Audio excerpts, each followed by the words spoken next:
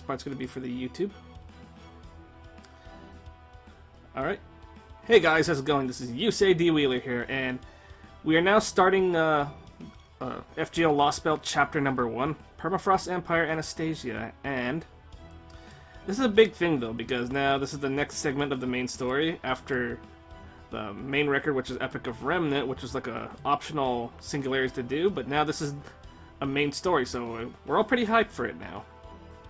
And it's also going to signify like a new type of playthrough that I'm going to be doing though, because for like the previous chapter playthroughs I did for like Babylonia and Solomon. Well, no, I didn't do Solomon. I did Babylonia, and then I did I believe I did Agartha, and I did Shimosa. But right now, I think me and Dove are actually going to try swapping control of the chapters, I believe. Like in a way, because I'm gonna be recording the first three parts of the chapter, and then we're gonna swap off the next three chapters to like Dove, and then back to me, and then so forth. And this is actually pretty good. Oh, excuse me. Ayo. So yeah. So this is like my third attempt of several attempts of trying to trying to start recording though, because well, my OBS kept dipping into the red like it is right now. Give me a moment. So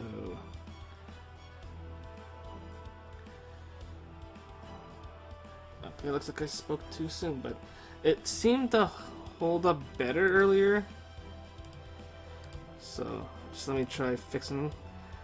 Maybe hopefully I'll be able to edit this a lot more efficiently. Alright. Ivan the Terrible doing their servant ready command. So we're also streaming this on Twitch as well though, but the recordings, I'm going to record the first three parts of the chapter and then put them on our YouTube channel, and then Dove's going to do the next three, and then I'm going to do the next three after that though. So I'm going to call this kind of like a co-op playthrough. Kind of like, because we're both taking turns in the main story though, so I think this would be a fun and interesting thing to do though. So in any case though, before I do that, I'm going to do my servant rarity command. I'm a berserker. 3-star berserker. I am Lubu. But here we go. We are going to start the chapter. So yeah, I had to mess with a lot of settings though just to get this stable. And so, our history came to an end. It's been 90 days since the invasion from space began. In that time, the entire planet had been wiped clean. We've been fighting back for 3 months. 3 long, arduous months. Every single attempt ended in failure.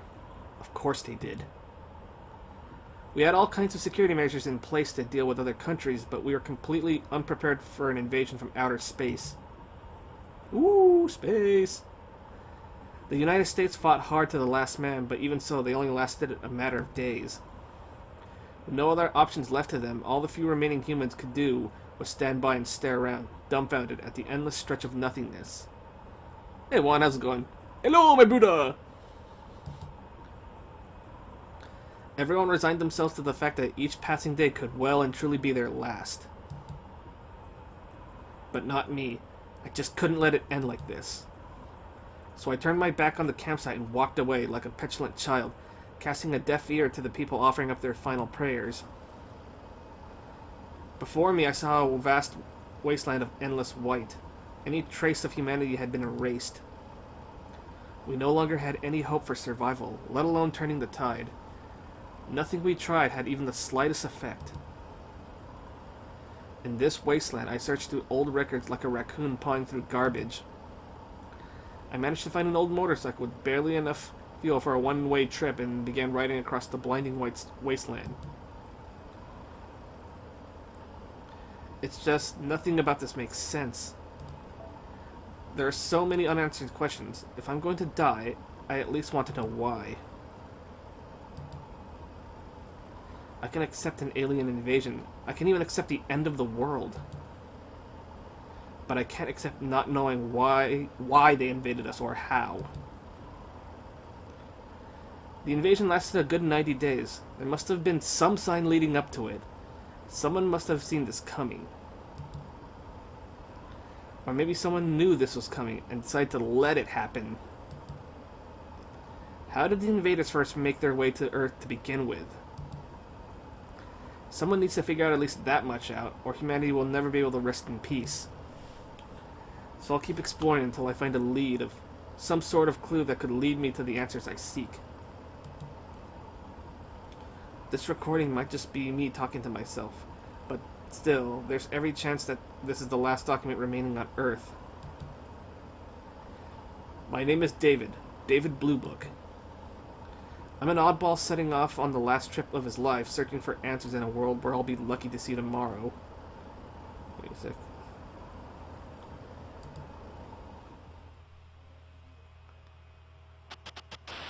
Whoa, that was a sound. Researcher's Log 2018. 18 hours have passed since the events observed in New Mexico. At last, Subject E has been relocated to this base. Honestly, I can barely contain my excitement. This is the biggest thing to happen since the Roswell UFO incident in 1947. I have no idea how it ended up making an emergency landing on this planet, and I don't care.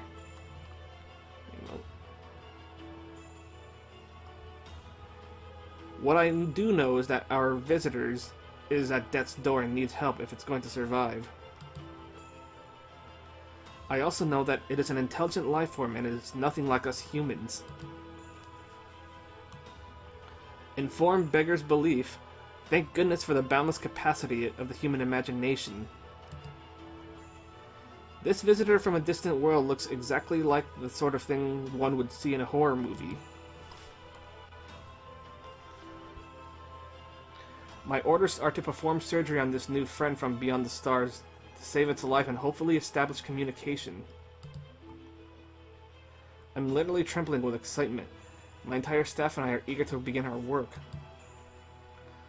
This will be a difficult operation, but we will save it. This will be by far the most fulfilling work I've ever done. How can I not see that it succeeds? My only regret is that I won't be able to share these discoveries with the outside world. This project is as classified as they come, and who knows if it will ever be disclosed to the public.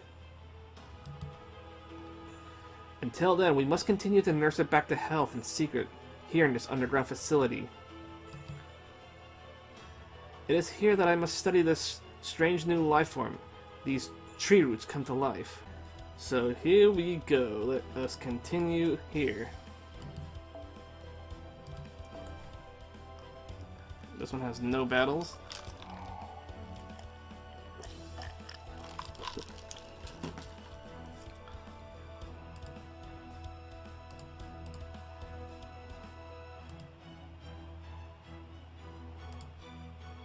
Doing a lot of loading here.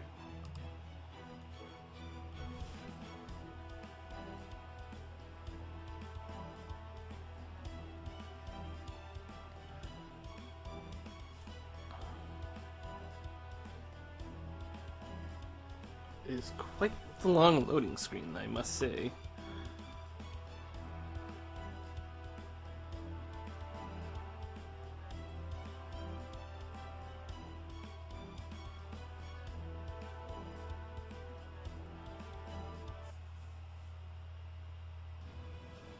Oh, there we go.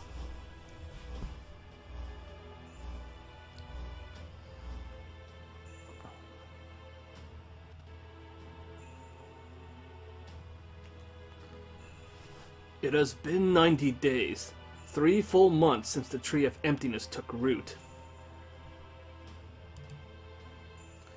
The world has been successfully rewritten with the Lostbelts. The felling theoretical phenomenon is complete. Let us take a moment to celebrate this milestone.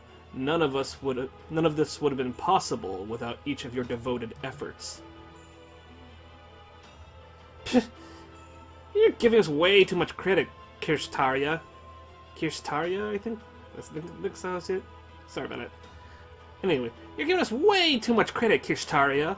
None of us done anything worth celebrating yet.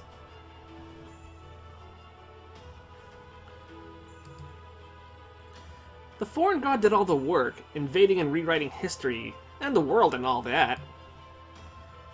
All we've done is keep our Lostbelt kings in good spirits. The real work's only just starting, yeah? You don't get it, Beryl. Stabilizing the Lostbelts and growing the tree are one and the same. Lord Kishtaria is telling us to devote ourselves to maintaining our contracts with the Lostbelt's servants. Particularly masters like you, who treat this as some kind of game. Oh, excuse me. Whoa, whoa, whoa, easy there, Ophelia. Looks really can kill when you're the one giving them. That aside, Lord Kishtaria, huh? Changed a bit since you woke up, haven't you? Don't worry, I won't give you too much shit about that. I get why you'd want to cling to someone under the circumstances, heh. But as long as we're on the same subject, let me make something clear here. I've never been more serious in my life. We already died once.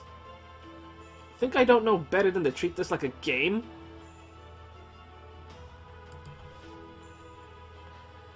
The foreign god person might have resuscitated us at this time, but I don't see that happening a second time. Continuing. So you better believe that I want to get things taken care of while I'm still kicking. After all, can only enjoy stealing and killing while you're alive. Don't you agree, Daybit? Indeed. You cannot experience the sensation that accompanies methodical killing from the confines of a coffin. Happily, our respective regions are quite primitive, so we are afforded plenty of opportunities for that experience now. You said it. They keep coming at us practically begging us to kill them. Not a lot of time to screw around, huh? I see. I feel sorry for your Lostbelt.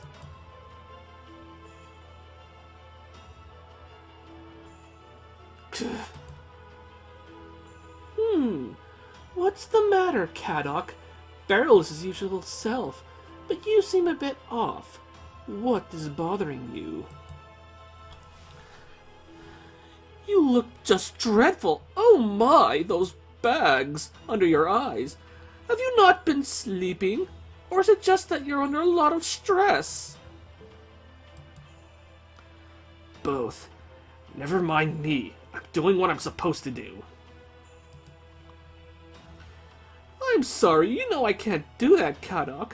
If you really want me to leave you be, then at the very least I need to see a smile from you.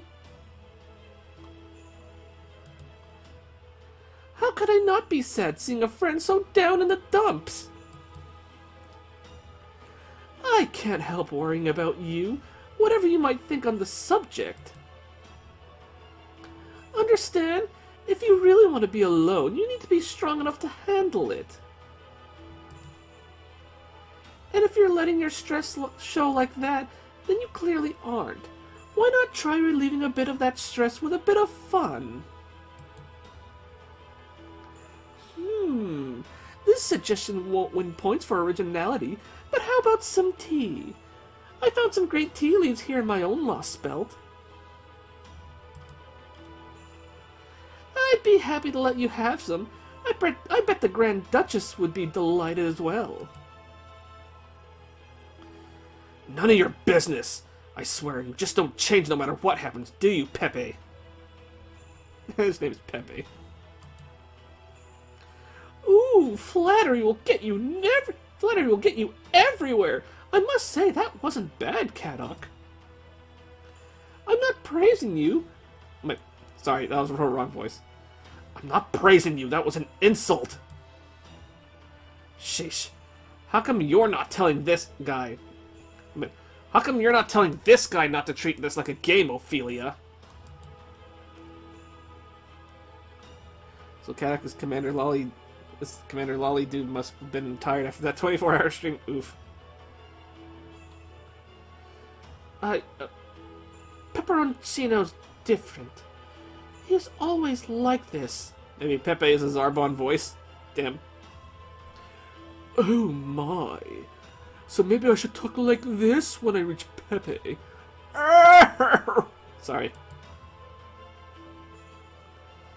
Exactly. He doesn't listen to what people tell him. Just think about that weird nickname he picked for himself. He's a dyed-in-the-wool optimist, or maybe a natural-born outlaw. Either way, you don't want to see him get serious, you know? Alright, give me a moment. Sorry about that.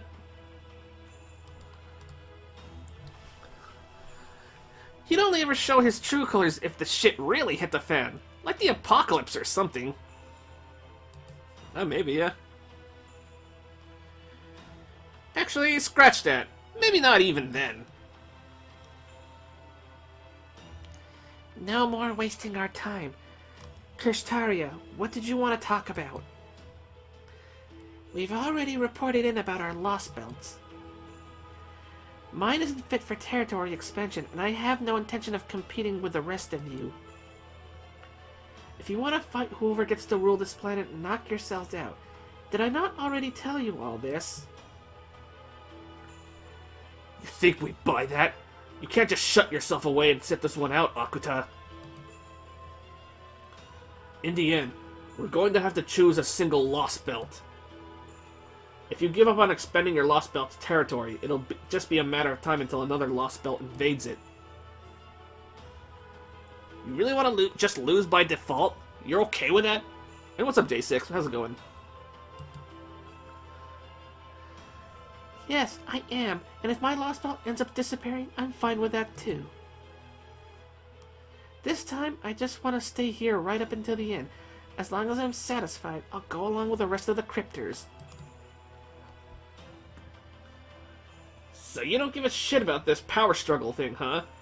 Can't blame me. We all know who's gonna win anyway. Kirstaria could beat all of ours put together with one hand tied behind his back. This whole game to figure out who's gonna be the king of the earth has been rigged from the start. I mean, you should see how bad mine and David's Lostbelts are. There's just no way these are possibilities for how humanity would turn out. But there's not a damn thing wrong with Kirstaria's Lostbelt. Hell, things might even be better than in proper human history. No fair, right? I swear, he was already the favorite to win before we even got started. No counting for the luck of a born nobleman, huh? Rigged. I know, right? Beryl, hold your tongue! Lord Kirstaria conquered that city entirely on his own merits. Why else do you think he has no fewer than 3 divine spirits? You will hold your tongue as well, Ophelia. Beryl is not incorrect. But... It is all right. It is plain to all that I will emerge the victor. No comments about how I go about claiming my inevitable victory will change that. Wow, pretty cocky, huh? Now then, hologram or not, I did not call you all here today to go over your Lostbelt's growth. I fail at getting cat waifu. Sorry to hear that, J6. Wait, no fewer than 3? He has more? Yeah, possibly. Got Anastasia instead. Oh, not bad. An hour ago, one of my servants foretold the appearance of a spirit origin graph and a round circle.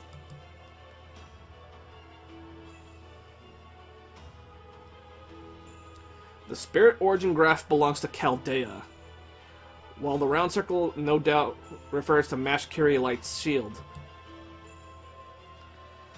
This means they are finally about to re-emerge from void space following their escape from Antarctica. So, they're still alive, even after 3 whole months spent wandering in the void space. I see. And after Koyanskaya went to all that trouble to have the Mage Association appoint a new director who should have been easy to manipulate. Perhaps you made the wrong choice, Wodime. My servant could have destroyed the entire base, you know. Man, how much rations did we have in that car? I don't know. No, our plan was the best option available.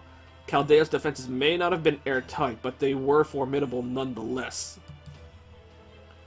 In order for us to take control, it was necessary to convince Chaldea to let us in willingly, by disguising ourselves as staff, and then shut down Chaldeas from within. Had we done things differently, the Chaldeans would have simply have ray-shifted away and stopped us. Koyanskaya's plan was well conceived. With the benefit of hindsight, the only issue is the fact that a certain servant did not act of their own accord. But that is hardly Kadok's fault. After all, of the 3 servants who served as the foreign gods' envoys, neither the priest nor Koyanskaya were our own. So, do you know where the Chaldeans are going to show up? Lamentably, my servant's predictions did not reach that far into the future. All I know is that they will emerge in a matter of hours. That's it? So what? We're just supposed to get back to our post and... each keep an eye out for... They'll emerge in Russia. Inside the Lostbelt. How do you know that? Simple logic. How else? The only thing they know about the Earth as it is now... Sorry, let me try that again. The only thing they know about Earth is, as it is now, the identities of the servants who attacked Chaldea. I know, it's got like the zero system and whatnot. That's their only possible connection for emerging from void space. For them, Oprichniki are both a threat and a means to determine their destination.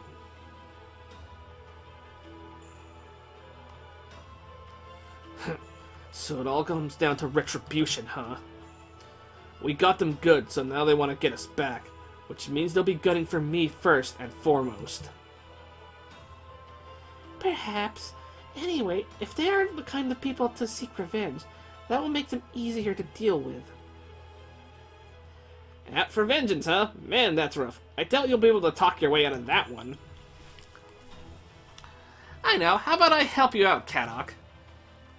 You don't really go in for all that rough and tumble stuff, do you? If you want, I could play teacher for you. Show you how it's done. Hard pass. Stick to your own Lostbelt. I get enough Falk's big brother shit from Pepe.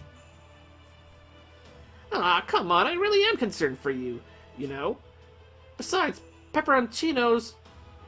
Okay, yeah. I'm just trying to make sure I got that right. Pepperoncino's more like our old man than our big bro. But fine. If you're set on doing this yourself, I can respect that. Good luck on handling this yourself, Kadok. Go show the Grand Duchess what you're made of. Just don't push yourself too hard, alright? If things start looking dicey, don't be afraid to bail. We're just competing, we're not enemies. But we got no use for a crypter who's lost their Lostbelt. If you just want to live out your life in peace, nobody's gonna stop you. Right, Wodime?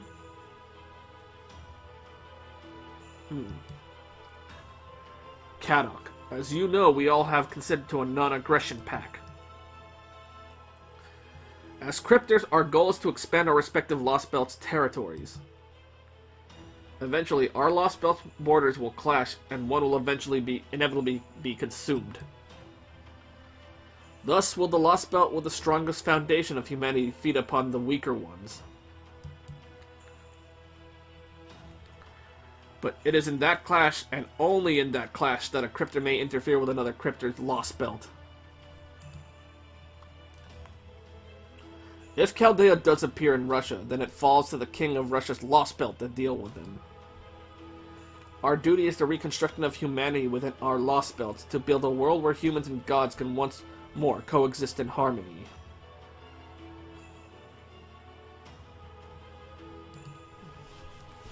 Now that the foreign gods' invasion has ended, the task of disposing Chaldea is extraneous at best. It is, at this stage, nothing more than a chore. Still, I suppose I must admit that they remain a hindrance. They do have a great deal of experience overturning worlds.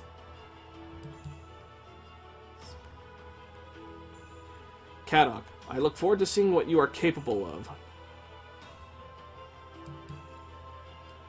Eliminate this nuisance and grow Rush's tree as quickly as you can. Succeeding in the latter should make the former markedly easier. For my part, I would like to see all the Lostbelts realize their full potential, for each is the potential of humanity itself. It would be a travesty for one of them to end before its history has had a chance to flourish. You don't have to tell me. I'm in here to win as much as any of you. This is where I sign off. If Chaldea's coming for me, I'll be there to greet them.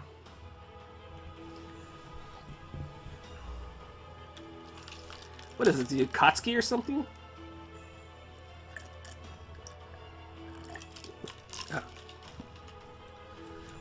I'm going to head back to the throne as well. My king's thirst for exploration and conquest is insatiable. There's no telling what sort of trouble he might get into if I leave him alone for too long.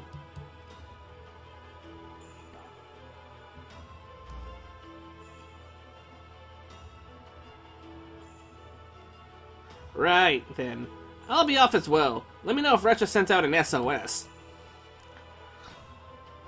Alright. I must say, though, you certainly seem happy about this barrel. You must get off on seeing Kadok struggling. I swear in words.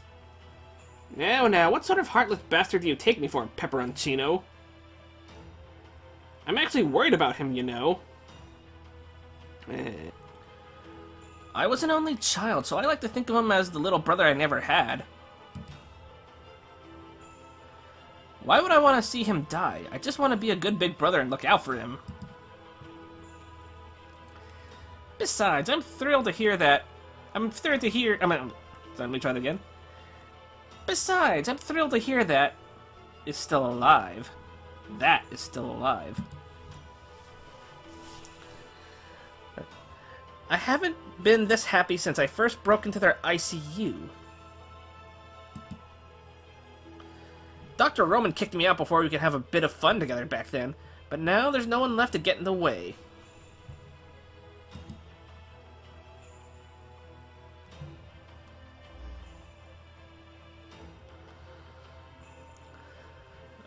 What is that? I don't know, right? Goodness me. I don't know what we're going to do about him. Anyway, I'd best be signing off too. Something doesn't seem right on my end either. But while you're here, David, there's something I'd like to ask you about regarding my report. What do you think about the cube in my Lostbelt? The cube? You mean the Tesseract? I have little information to go on. Do you still want my thoughts? Of course. I would love to hear your assessment. I think that thing is your Achilles heel. The weakest of weak points for you and your Lostbelt. If Wodheim or I had your Lostbelt, it'd be the first thing we got rid of.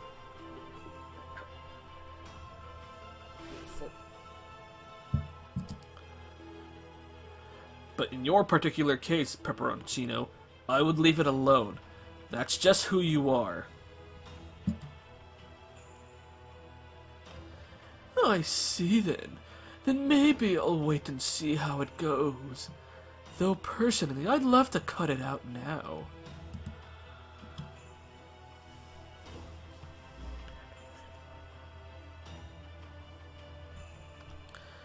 Alright, I'm signing off. Our next meeting's a month from now, yes? See you then.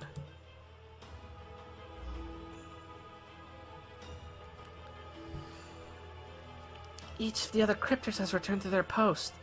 Are you sure this is for the best, Lord Kishtaria? Truthfully, I doubt Kadok is up to the task of maintaining Russia's Lostbelt. The Russian king's spirit origin strength is on par with a divine spirit servant. You may be able to control him, Lord Kishtaria, but there is no way Kadok can. And if the remnants of Chaldea show up there and start making trouble, there's no telling what might happen to Russia's Lostbelt. Are you worried Kadok's Lostbelt may be destroyed before it becomes food for the others, Ophelia? No, it's not that. It's just the way he was behaving left me with a bad feeling. And there are times when he prioritizes the Grand Duchess's wish over... wishes over our objective. In Russia, the Lostbelt do you? So, his rather ordinary nature has backfired. Very well, you do have a point. Canis, it is time to make use of your sea-crossing authority. You will head for Russia and observe Kadok's actions. If he has indeed turned his back on our mission, you will see to his punishment.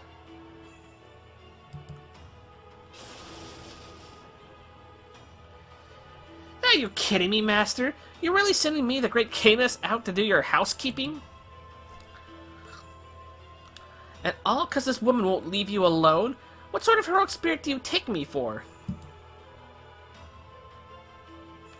A trustworthy one, naturally. You may be coarse, but that is your only pride.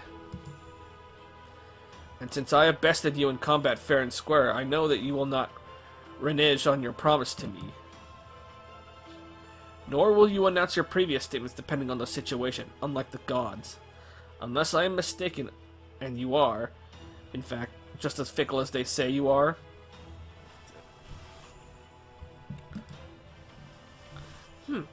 Always got something to say, don't you, human? What a pompous, weak-kneed, pretentious scumbag. Fine. I'll be your little lapdog. But if you think I'm gonna forget about this humiliation, you've got another thing coming. My luck? No, the gods' luck must have run out the day I lost to you. You want me to babysit the situation with humans struggling to fight back? Fine, I will. I can't believe you're using Canis, the Divine Spirit, as nothing more than an envoy. Are you sure about sending Canis away like this? Lord Kishtaria? Isn't he your bodyguard?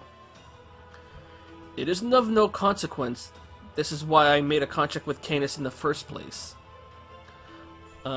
Is he a he? That servant design confuses me. I think they said she.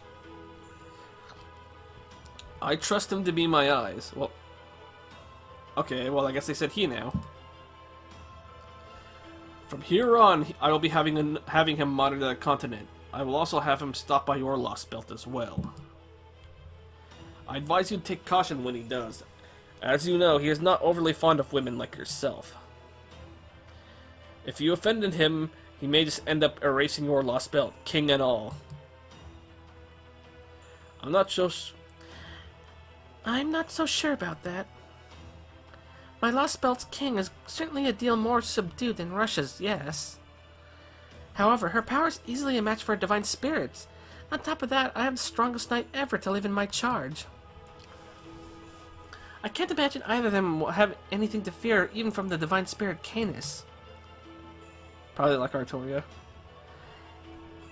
I see. Then I suppose I need say nothing more. Canis is the girl who got raped by Poseidon and then asked the gods to turn her into a dude. I see, I see. Ah. The fate of your Lostbelt will have an impact on mine as well. If possible, I would prefer that our respective Lostbelts be the last two remaining in our competition. Our victory may be inevitable, but some manners of winning are far better than others, and my victory must want for nothing. I expect great things from you, Ophelia. I need as many capable compatriots as possible. Yes, Lord Kishtaria. I promise I won't let you down.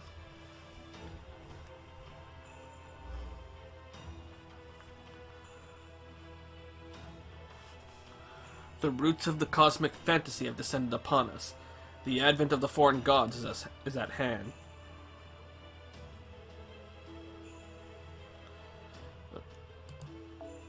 After 3 months, the Lostbelts have finished their rewrites. Both this planet and the next generation of human history now belong to us.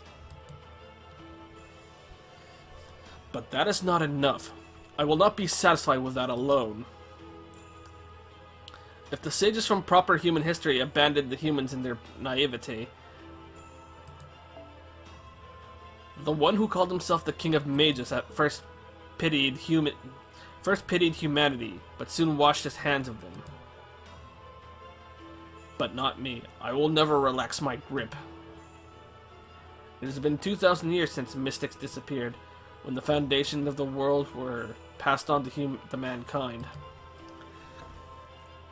Now I will attempt to reach a world that no sage ever could. I will attempt to enact an idea that no mage has ever before conceived. Just you watch, Marisberry Animosphere. Marisberry, I think. Watch as I achieve what you only ever dared dream of.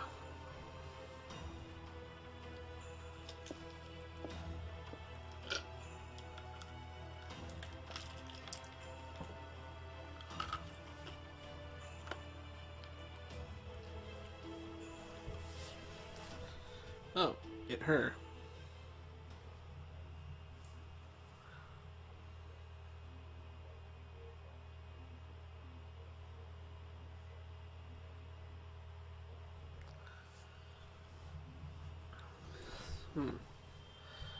Who knows? Yeah, I got a quartz. Empire Beast, Section 1. Oh, excuse me.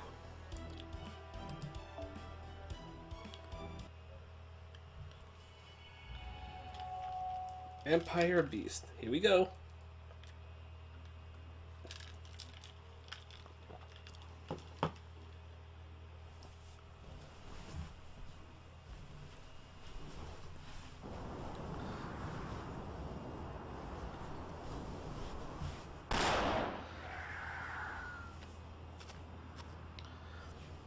There we go.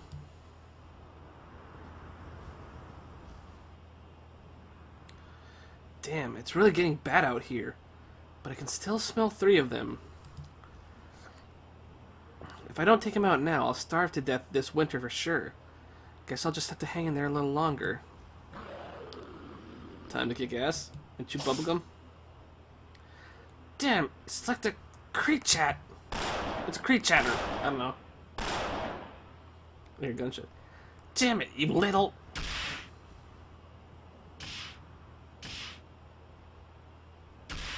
Die! Die! Go to hell!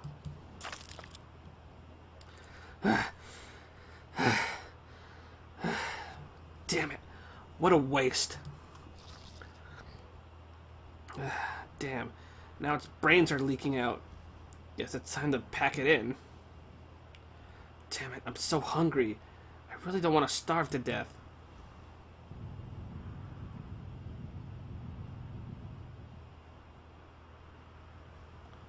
Oh, sorry about that. Whoa, was that an earthquake? Was that one of the big guys? If it was, I guess I won't have to worry about starving to death. God damn it, it's so cold. It's never this cold. I can't tell if the Oprichniki are listening or not, as usual. Looks like it's gonna be an especially harsh winter. On a different note, what the hell's up with that tree? It almost looks like a giant tower.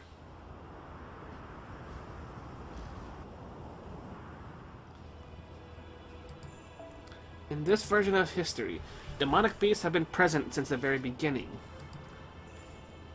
Humanity here evolved along a particularly unique route in order to combat both the beasts and the perpetual blizzard that shrouded the land. In this world, there is nothing worse than weakness. To die is to admit defeat. Here, strength is justice and justice strength. It is a world of permafrost, where the notion of might makes right has been taken into its logical conclusion. And now, Yusaku and his companions are about to set foot in his alternate history.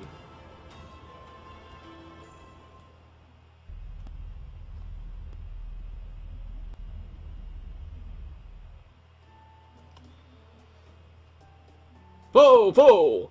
Where are we, foe? Foe, I demand food, foe! Morning, foe. Foe, I demand you feed this hungry little furry foe! Foe! Foe!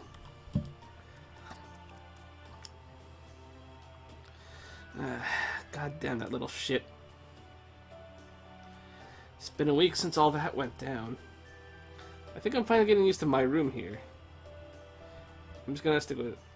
It's been a week since all that went down. Foe! I see no food in my little doggy bowl. Foe! I demand food in retribution!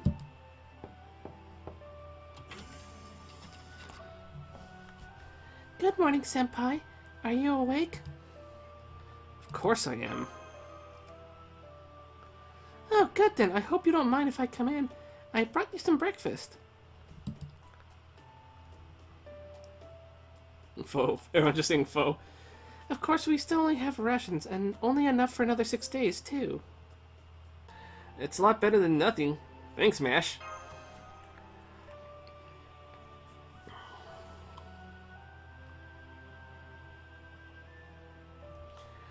We're still continuing our zero sale. It's been about a week since we embarked. Foe, give me food right now. Fortunately, the enemy organization that took over Chaldea doesn't seem to have followed us here. But I wish I knew how long this was going to continue. Time is one of the fundamentals of our universe. But time doesn't intrinsically have a past or a future. Those are just axes we came up with to help us keep track of it. As long as time goes on, a little shake-up before or after won't make any difference. But here in void space, time doesn't go on.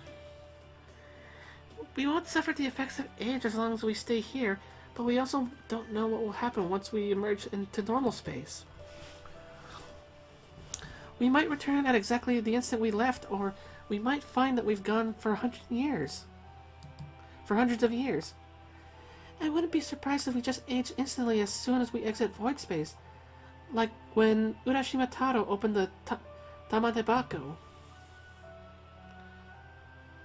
So we're not going to the surface? That's unsettling. Yes, it is. Still, Da Vinci says she's been working on correcting the disparity between us and the outside so that won't happen. Maybe it would be best if you talked to her yourself, Senpai? Why don't we go to the cockpit? Foe! I still see no food in my doggy bowl, foe!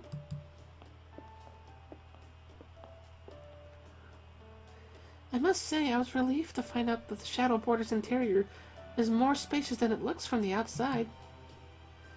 Da Vinci says she managed to give it twice as much room by warping its internal space.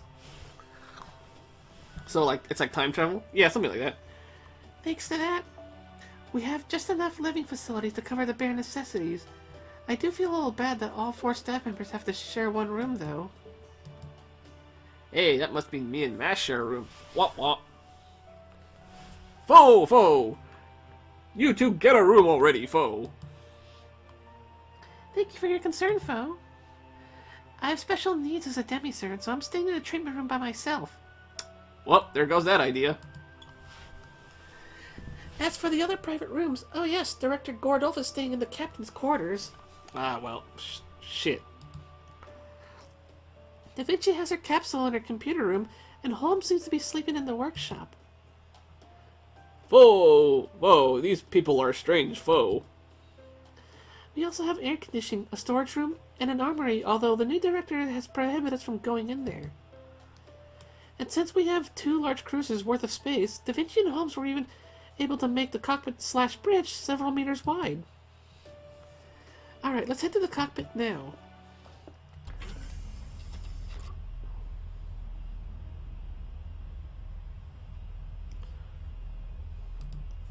Enough of this nonsense! You flimsy excuse for a detective!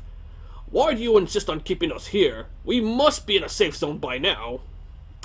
Yeah, I wouldn't take chances. Maybe give us a gun? I know, right?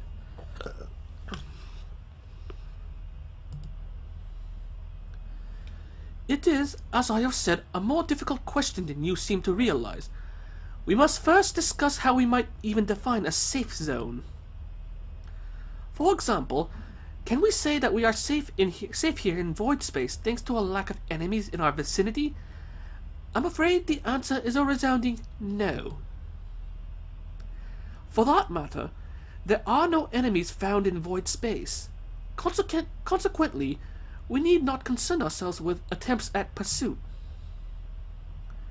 No, we must not concern ourselves with a threat that is far greater, one that quite literally surrounds us.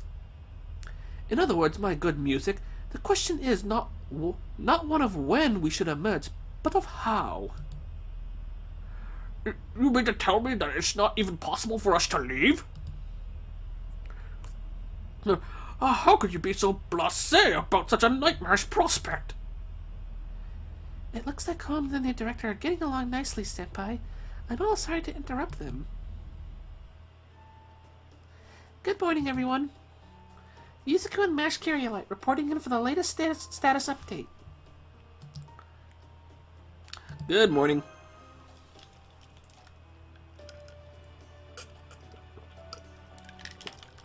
Sorry, I had to take a drink.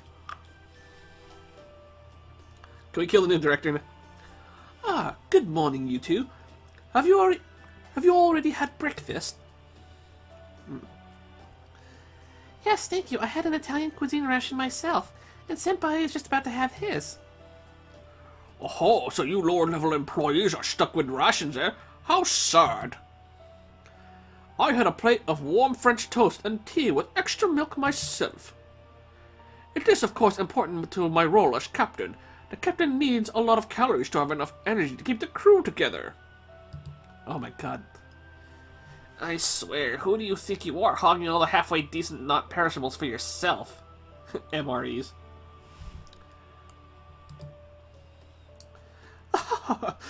Nothing wrong with that. The quality of one's diet has a pronounced effect on one's mental state, after all.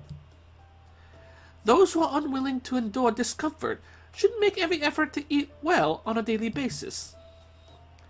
Besides, a hot cup of tea is a small price to pay if it helps eliminate the greatest source of disorder in our little community. Don't you agree, Mr. Meunier? Well, I can't argue with that, especially when the guy who's less willing to deal with discomfort than anyone is actually managing it.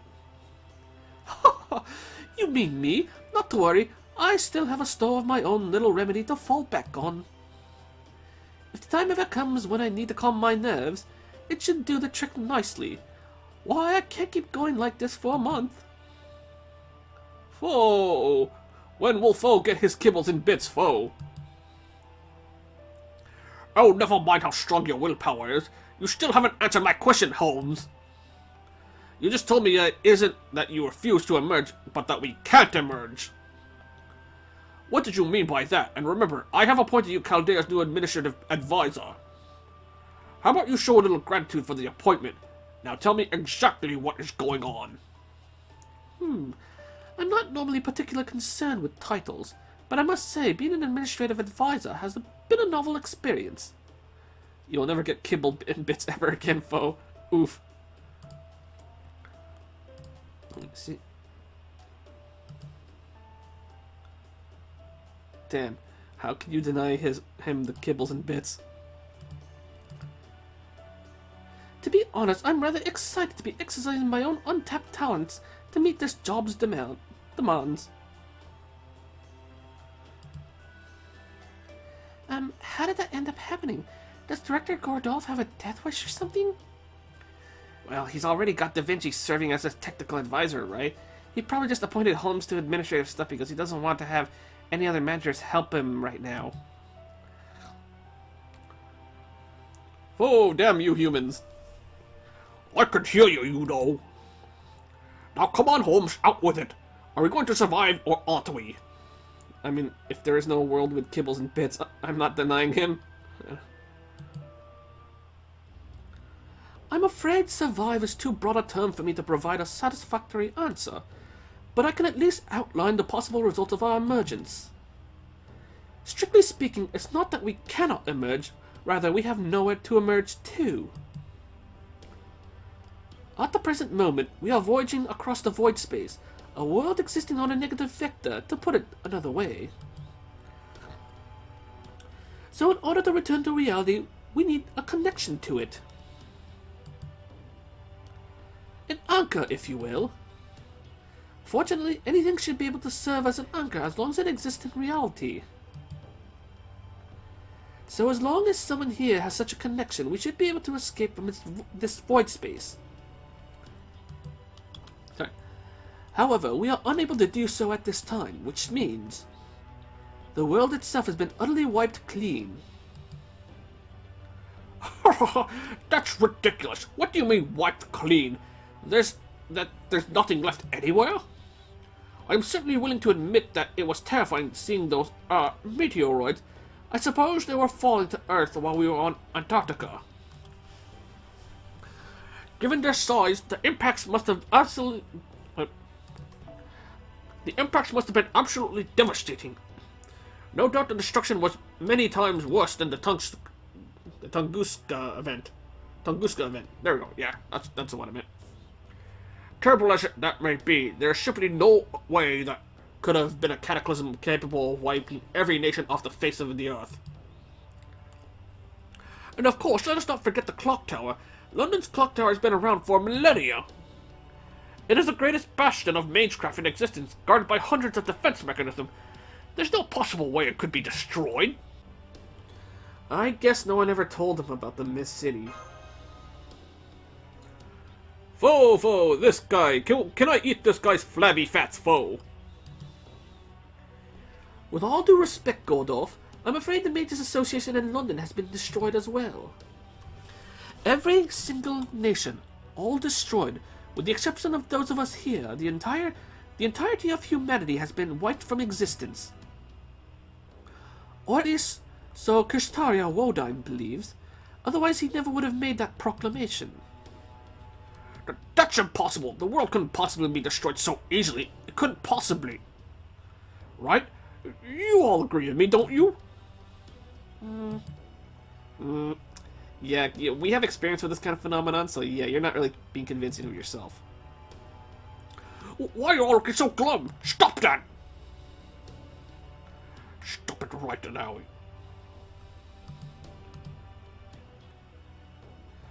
Yusaku! You may be a little cheeky bastard, but I can tell you have sensibilities much more in line with my own. I don't know, dude. I mean, you personally haven't been through all the singularities, have you?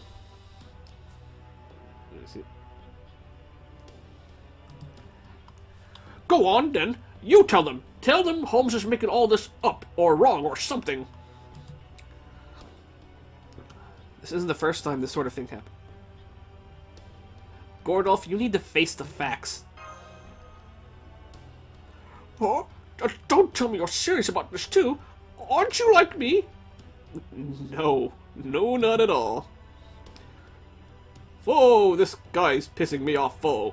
He's the one who stole my kibbles and bits, foe.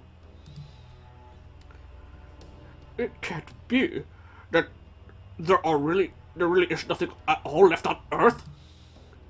Not even my beloved Hawaii, or the Monaco Grand Prix, or the racetrack I've always dreamed of visiting one day, the Suzuka Circuit. This is terrible, but then again, this could be our chance to create a brand new organization of Magecraft from scratch. What do you all think? When life gives you lemons, right? Oh my god, this guy. And how will we do that when all the rest of humanity has been wiped out? But hey, if you want to make an association of one, go nuts, old man. I am not old. I may have a year or two on you, but I'm still a dashing specimen in the prime of my youth. Yeah, no. All that said, we do have one possible exit point. There is something on Earth to which we both have a connection, and that has a solid chance of existing. The Oprichniki, the Black Gob army that attacked Chaldea. We know of them, and they know of us. Okay, Boomer, I know, right? And that makes an almost complete connection between our two groups. If we were to emerge now, we would most likely do wherever the... If we were to emerge now, we would most likely do so wherever they currently are. You mean? We'd end up at their HQ. I see. Right into the heart of enemy territory here. That would certainly be extremely dangerous. Oh. Yes, it would. But we can't stay here in void space forever.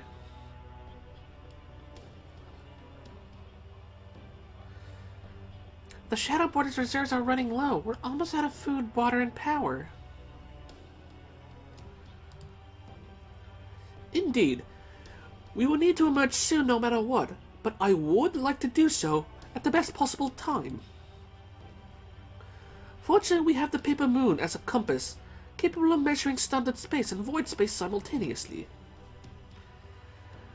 We have been using it all this time to look for a comparatively safe location wherever we emerge, which is to say, an area devoid of hostiles. Isn't that right, Da Vinci? I take it you're about done by now. Good morning, everyone. It is me, Da Vinci. No need to fill me in. I've been listening along this whole time. In fact, whenever I'm acting as a computer room's bio unit, I can see everything that happens inside the Shadow Border. Wait, you can see everything? Including other times with, other times where people shouldn't be seeing what other people are doing? Shifty eyes, shifty eyes. So don't go thinking you can keep any secrets from me, Gordolph. That goes for you too, Holmes. Now then, I've already got my eye on an area crawling with Oprichniki. I've also gone ahead and plotted a course to emerge there. As luck would have it, we're even nearing a current that should do the trick nicely. If we head that way now, we can hitch a ride and be carried along that course in about 5 minutes. If we miss this wave, we'll have to wait 10 days for the next one. By that time, the Shadow Border will be almost completely out of power. So what I'm getting at is... They know I play the banjo. You mean the banjo? If we're going to emerge, it's now or never. You got it. That's what I like to hear, Yusaku. Make sure to stop by and thank me for being so amazing later. Incidentally, according to the paper moon, this wave will bring us back to standard space approximately 90 days after we left. So, that means we'll be emerging around early April in the year 2020. Man, we really lucked out. One wrong move and we could have ended up on a wave that would have taken us there 100 years later. If we'd emerged into standard space then, it'd probably be way too late to do anything. Slow down, slow down. You mean a few days difference can affect our exit time that much? Is that normal for zero sail travel? If we emerge 100 years later, the music residence would be no more than a ruin. You can't do that, that's my house! Notice how much quicker he is to grasp stuff when it affects him directly. Try to remember that everything on Earth has already been destroyed. Now then, it seems we are faced with a decision. The perfect wave on which we can ride to re-enter reality is nearly upon us. Are you all prepared to take it? There is no telling what the world will look like when we get here. All we can say for certain at this point is that we will be emerging on Oprichniki's home turf. We are likely to be attacked the moment we appear. Even so, we'll just have to take that chance. Tried for Anastasia, but didn't get her. F. What are you, some sort of adventure-crazed nut? Huh? What was that, Mr. Mounier? I don't know. We collided with something, and now now the left screw is shut down. The left screw.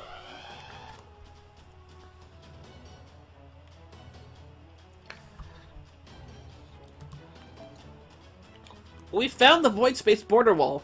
The collision has damaged our armor. Part of the logic formula is missing. Give me another melter for Anastasia. Damn. What did you say? The armor's been damaged? Why did you impoverished fools use such cheap materials? If I had still had my fortune, money would have been no object.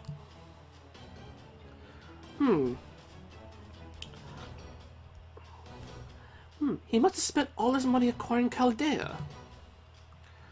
Well, this certainly isn't good. We can't maintain this vehicle's balance anymore. Looks like this is it for our maiden zero sail. At least we should still be able to raise the bow and re-enter standard space, but after that I think we'll need to step outside to make repairs.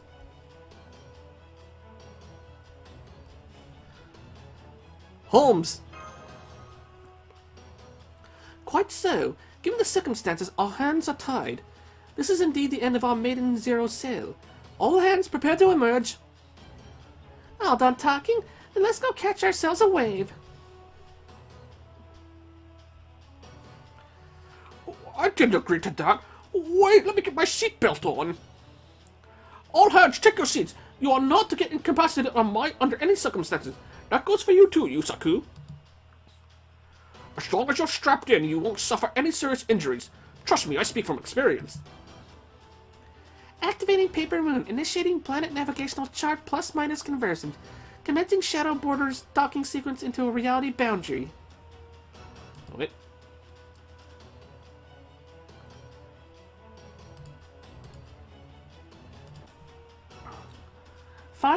Firing existence verification tether into reality space. Oprichniki anchor point confirmed.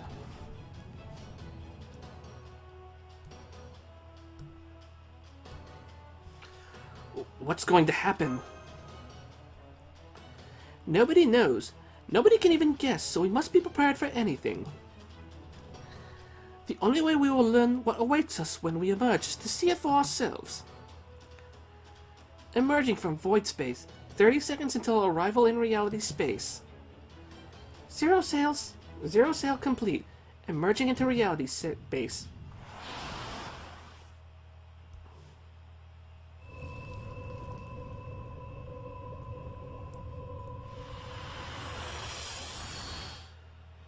Here we go.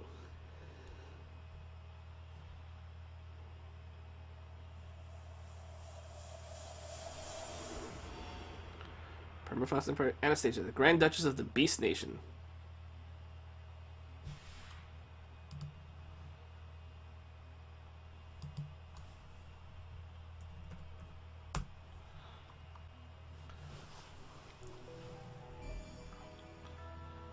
An anchor point. Alright, so we got the anchor point established. Still no battles here.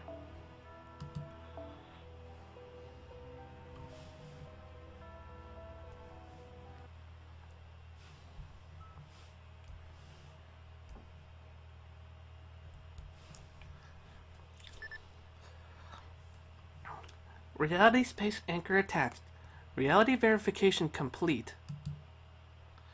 Establishing Shadow Border's existence. Zero sail return successful. I say, I'm alive. I'm alive.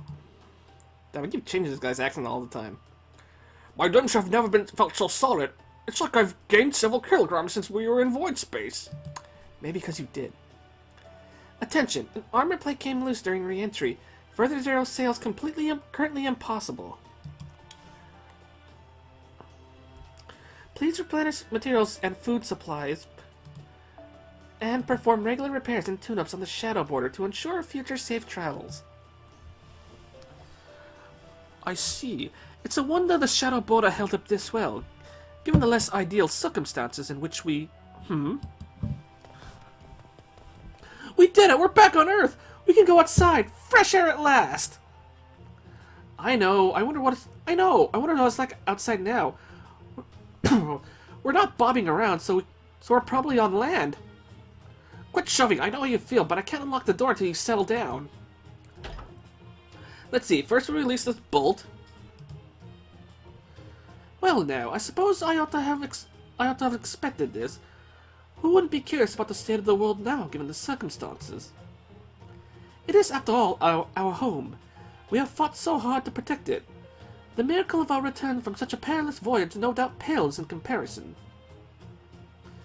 Indeed, I would expect nothing less from Chaldea's staff, though I must say it's a tad too dazzling for me to view directly. Everyone's rushing toward the cockpit's emergency exits. Are you sure you don't want to join them, Senpai? You better believe I'm gonna go check it out right away. Not you too, Yusaku. Damn it, what about me? Is it okay if I leave the monitor for little Holmes? I want to see what it's like out there with my own 2 eyes. I'm sorry, Mr. Munya, but someone has to stay here and keep an eye on that monitor. After all, I too have been waiting with bated breath to see what lies on the other side of that door. Oh, is that so? Fine, what do I care? I'm just a sad, lonely geek anyway. Munya always gets a shaft, so why should things change now? The emergency exit is opening. Senpai, we're finally gonna have some natural light. Light? Oh, yeah. It's... Oof, I know, right? It's freezing! How very cold is it? It is. My coat is frosting over. Quick, close that door! Yes, sir.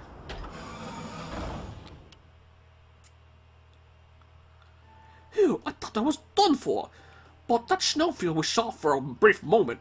God, I'm never consistent with this guy. I keep going from like another British because I'm going from Holmes to this guy, and then now I'm just like going back from British to Sean Connery. Man, that was a close one. Good thing I cranked up the heat. Is everyone okay? You should know better than to just open the door the moment we stop in some strange part of the world. I trust you've all learned your lesson, yes? No more going outside after a zero sail until we finish checking the conditions around the anchor point. Failing to follow that protocol could be hazardous to your health. Now, are you all ready to hear my report? Yes, I'm sorry for acting carelessly. So, what's going on with that blizzard? It's a perfectly ordinary blizzard, just like the ones we're all well acquainted with by this point. There's no atmospheric pollution and no hostiles in the area. Presently, the shadow border is smack dab in the middle of the blizzard. The odd bit is that it is 100 degrees below zero out there. So if you plan to go outside and want to live more than a couple of minutes, you'll need some serious cold protection. And if that wasn't enough, take a look at this footage.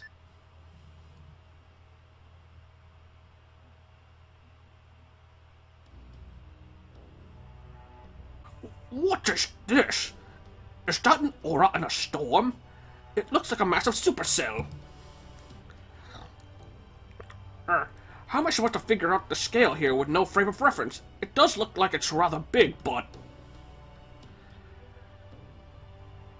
Oh, it's big, all right. Ready to have your minds blown?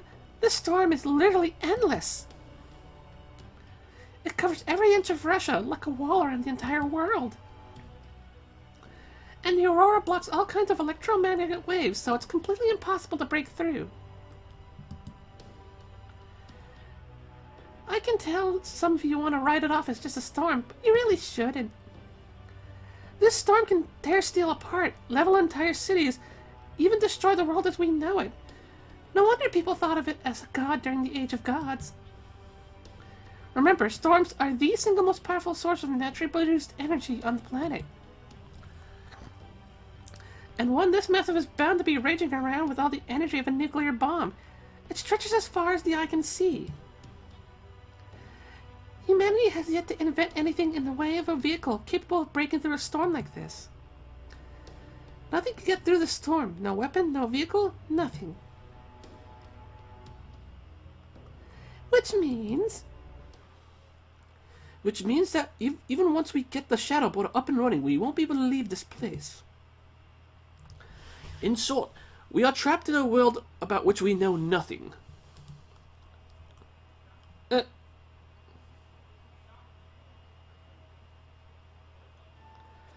Now, Godolph, at least we are no longer in any immediate danger. For that matter, the Zero Sail was incredibly dangerous in its own right, since it inverted our very existence onto the negative zone. I believe it would benefit our chances of survival tremendously if we were to regroup here. Well, it is certainly an emergency, and we do need to regroup. Not even anything you can make Da Vinci, I know, right? Da Vinci, does the Shadow Border possess the ability to camouflage itself? Of course it does. This vessel's designed to handle the void. It gets tons of features. In fact, it has optical and conceptual camouflage. It messes with all the observer's perceptions and senses. Excuse me. Then, for the moment, we needn't worry about danger finding us from the outside. That, of course, does not account for possible problems from the inside. Gosh, why do we only have one blanket per person? And why are you being so stingy with the heat? Don't you realize it's getting colder in here by the minute? Do you want us to freeze to death? What other choice do we have, Gordolph? We've got to save all the power we can right now. Deal with it. I like her smug face. Besides, the way things are going, we'll probably starve to death before we freeze to death, since I don't see us finding more food in this mess. Hey, if it comes to that, I bet the new director outlives us all. Damn. So we don't have anything left to eat? Hey, if it comes to that, I bet the new director outlives us all. Oh, so you could tell how resilient I am, eh? Flattery will get you nowhere, young man. Still, I commend your keen eye. Indeed, I am Music the Phoenix. Music the Phoenix. It will take more than a little hunger to bring me down. I am possessed of an indomitable fighting spirit, overwhelming bravery, and tenacity for days. With such qualities at my command, I too have no doubt that I would survive the longest of anyone here. Alright, then you don't get to eat then.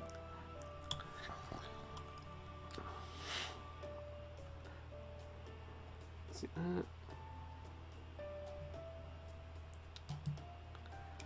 I believe Senpai was alluding to your excess, energy reserves. Wow, Mash, did you just make a fat joke? Did you just literally call him fat? Excuse me. Indeed, food is but one of several problems we face. Let us take stock of our current situation. I've got a reading on the temperature out there. It's exactly what technical advisor Da Vinci said it was. 100 degrees below zero. No human being could survive in this. As for our position, it looks like we're somewhere in Russia. Ah yes, Russia. Russia, damn, so Holmes was right. We have literally fallen right into the Oprichniki's laps.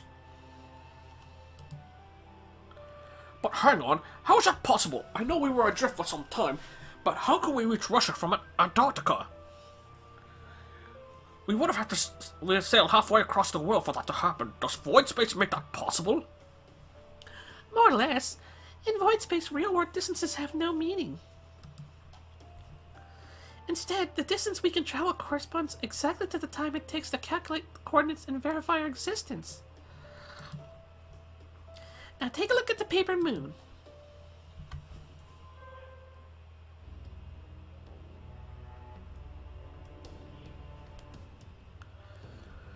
That's a two-dimensional world map.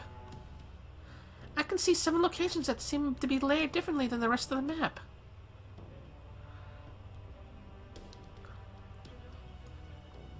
Give me a second. Let me try to refresh so I can be close up to date to what we have.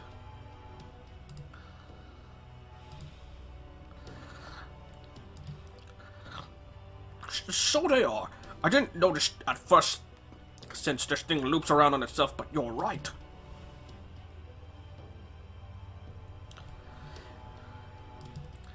It reminds me of the 7 singularities that caused the incineration of humanity, though of course the current circumstances differ substantially. The 7 singularities existed at different points in time, a vertical axis. But in this time period, these 7 abnormal regions exist simultaneously. And Russia, where we are now, is one such region. Are they singularities? It's too early to tell. Given what Kashtarya said during his transmission, I believe these regions are not the past, but... Ah, so cold! I finished looking over the shadow border. Nice work. You must have been freezing. Even in just the few short minutes you were out there. So, how's my baby holding up? Well, frankly, it won't be possible to make repairs. For starters, we don't have a logic formula to let us withstand void space, nor do we have the armor plane we would need to carve out the formula into. And while the engine's not in great shape after we overtaxed it, we'll need at least a little time to get it back up and running. It's so cold, but at least it's not as bad. At least not as bad now. Not even. It should warm up. Well, it should warm up a little once it gets to midday. As long as we avoid working at night, we should be able to get by with just our snowsuits.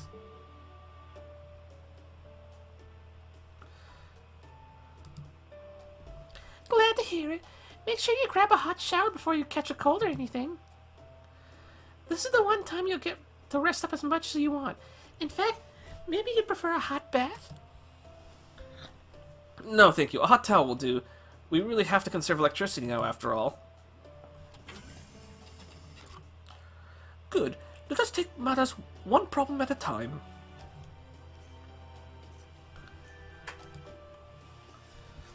At the moment, our most pressing concern is the Singularity-esque location. I trust our new director has no issue with us investigating this land and correcting the problem. New director? No, not at all. As a devoted magecraft practitioner myself, I cannot turn a blind eye to this matter. If there is a singularity to be corrected, we must do so simply as a matter of course. Furthermore, the Shadow Border's armor is damaged, and we are unable to move from our current location. In which case, one of us must venture out and find someone with whom we can barter or negotiate and arrange for a suitable replacement for our missing armor plate. And fix the singularity while they are at it. I'll go. I've got this. I'm just gonna say, I've got this. I see you are quite eager to help, Mr. Yusaku, perhaps even recklessly so, but for the moment I will spare you the lecture. You may not currently have any servants capable of aiding you in battle, but you are still a master. Furthermore, you are far and away the most experienced fighter out of everyone here. At this point, you are the only one who we can send to investigate this area. It will be extremely dangerous. As the administrative advisor, I'm ashamed I must ask this of you. Then, will you be escorting Senpai as his bodyguard, Holmes? Naturally, I will do the best of my ability. Fieldwork is, of course, one of my specialities. Now regarding your mystic code. Wait, that won't do at all. Director Gordolf? Holmes, you are one of our precious few fighters. As the only servant capable of handling this situation, I forbid you from leaving this vehicle. This armored car is the last bastion of humanity itself. There must be a combat-steady servant here to defend it. So you are to stay here and do exactly that, Holmes. Understand? That is a direct order from your commander. Whoa, excuse me. Oh, if it's just a servant you need, there's another one right here, you know.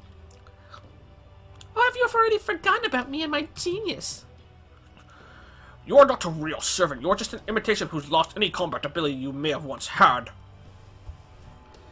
Holmes is the only real fighter we have, and we can't afford to send him out into a dangerous area we still know nothing about. Yusaku, during our investigation, you adamantly refused to cooperate with us, correct? Each and every time we asked you if a certain report was all made up, and insisted that you lot never actually saved the world. Well, we did save the world, oh my god, this asshole. And all you said was, Chaldea fulfilled this mission admirably. Not bad for a youngster like yourself. I commend your attitude.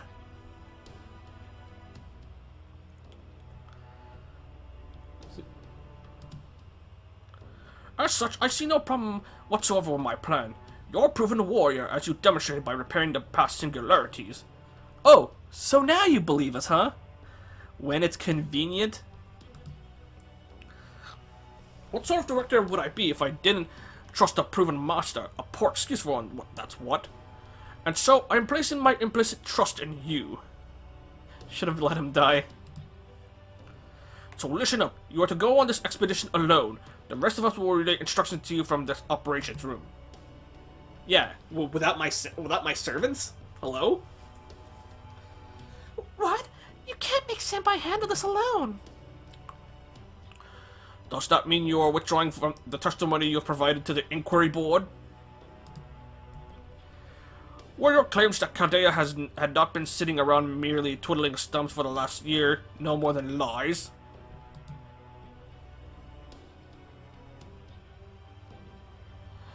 I'll go. Of course I'll go.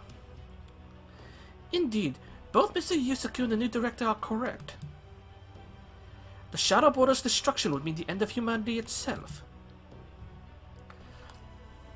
It is indeed important that we investigate this area, but we must concentrate the bulk of our efforts on keeping the Shadow Border and the Paper Moon safe. Therefore, I will remain to guard the Shadow Border and do whatever I can to aid the expedition from here.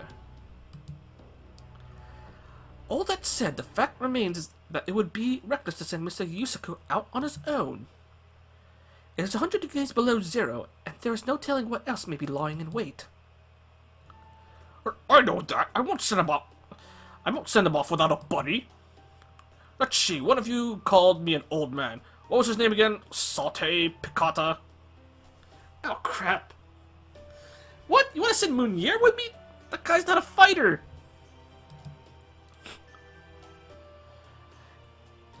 It's the cooking method that uses butter and lemon juice. Oh, I could totally be an asshole and sell him out here, though. But I don't want to do that, though, because he is kind of a bro. So I'm just gonna go ... That's it! Munier! Munier! Get your armaments in order. You'll be joining Yusaku on his expedition. Yeah, I knew it. Why me? You're an operator. Your job is to man the controls and keep an eye on the monitors. Now that the border is part, this is simply the best way for you to make yourself useful. This guy doesn't fucking get it, man. He doesn't fucking get it.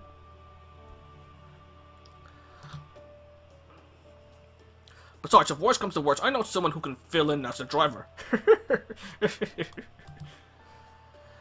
I mean, you're not wrong, but damn it, I guess I got no choice. Wait! I'll go with Senpai. I believe that would be the best possible option. For one thing, I have even fewer ways to be useful here than Mr. Munier does. And I can also fight for brief periods, just like I did at Chaldea. I don't know. I am afraid that is a course of action I cannot support. What about you, Da Vinci? I hate to say it, but I do think Yusaku will need a companion, and MASH is an old hand when it comes to investigating unexplored areas by now. As long as she agrees not to engage in combat as a servant unless absolutely necessary, and to focus solely on providing support. She's the best partner Yusaku could ask for. It's not my place to try and stop her. Happy Mash. Hey, Mash. Yes, Senpai?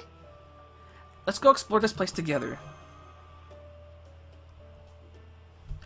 Of course, Master. I'd be happy to accompany you on this expedition.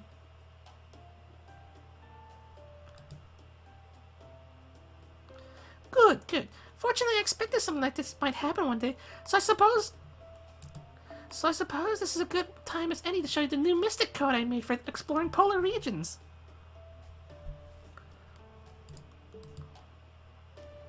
Here you go, Yusaku, and Mash, here's a snowsuit I made just for you.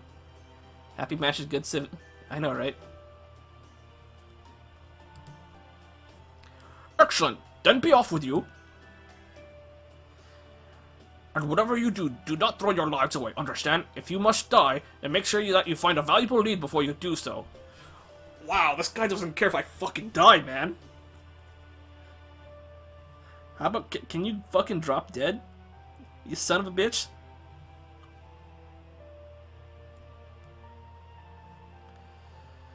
Give me a sec.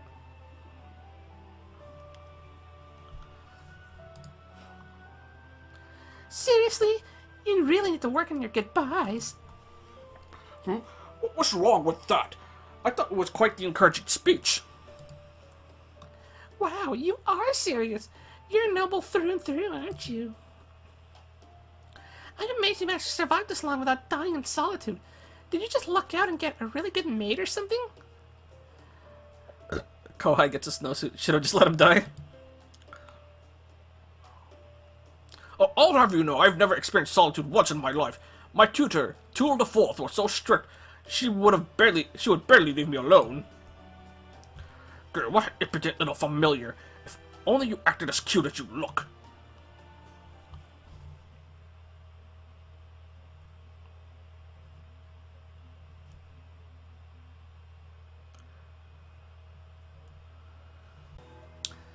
Okay, we are back with the recording now.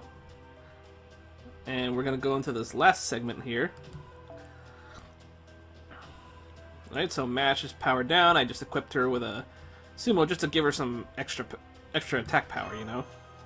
Since she's my only servant I'll be using. And I'm glad I didn't give her the Summer Mystic, otherwise she'd be fucking freezing. And Dove would be on my ass about that. There we go. It can't hurt to wear a snowsuit over your Arctic Mystic code. Not that it's likely to do much when it's a frickin' 100 degrees below out there. Listen, I know what Gordolf said, but make sure you don't go taking unnecessary risk. Just take it easy and focus on staying alive first and foremost.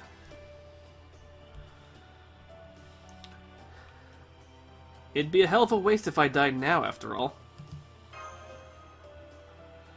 Right? There's all sorts of fun things out there just waiting for you to experience. I knew you had potential, Yusaku. Once this is all taken care of, you'll have to come check... you're gonna have to come check out my hometown sometime. But she looks cute in the swimsuit. I know, but then her thighs and ass might be freezing off, though, you know? You haven't lived until you've seen France, you know. Oh, and Mash? I don't want you overdoing it either, got it? I know that you really helped us back at Chaldea. But the fact is, you've got serious limits as a demi-servant. So if you encounter any hostiles, you just have to focus on keeping your distance. All the more so if Yusaku's in a tight spot. Whatever it takes, you two better make it back here alive.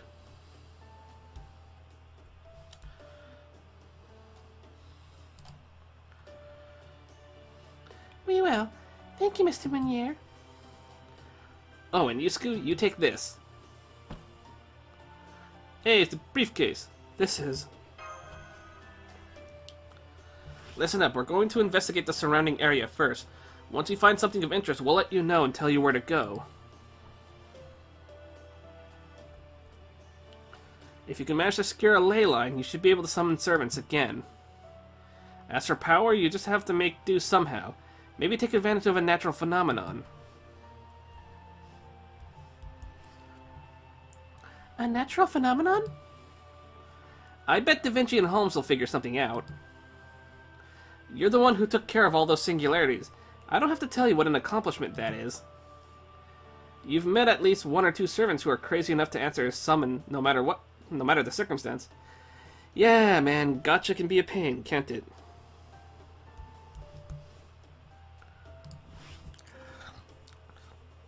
So as long as you can get the bare minimum of energy into that spirit origin graph, you ought to be able to summon at least 1 servant. You probably won't be able to get a really strong one, though. Our magical energy supply here doesn't hold a candle to Chaldea's. But even so, any heroic spirit you can get to help you would be a godsend at this point. So do what you gotta make that. Do what you gotta to make that happen.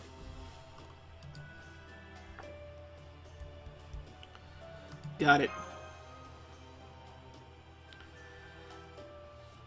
Honestly, I have no idea what's coming. The doctor is gone, and so's more than half of our staff. I never thought things get any worse than they were back in Orleans. So, but here we are, just like back then. Your only hope, Yusaku. Good luck. You can count on me. I know you can. Oh, if it's not asking too much, try to find some fish. Do that, and I'll treat you to some of the best home cooking you've ever had. Ah, cool. See, this guy's a bro, man. Hey, look at Mash, adorable in her snow hoodie. I'm all set too, Master. I like the fact that it's purple, just to match her hair. Let's go. But she still has to wear her glasses, too.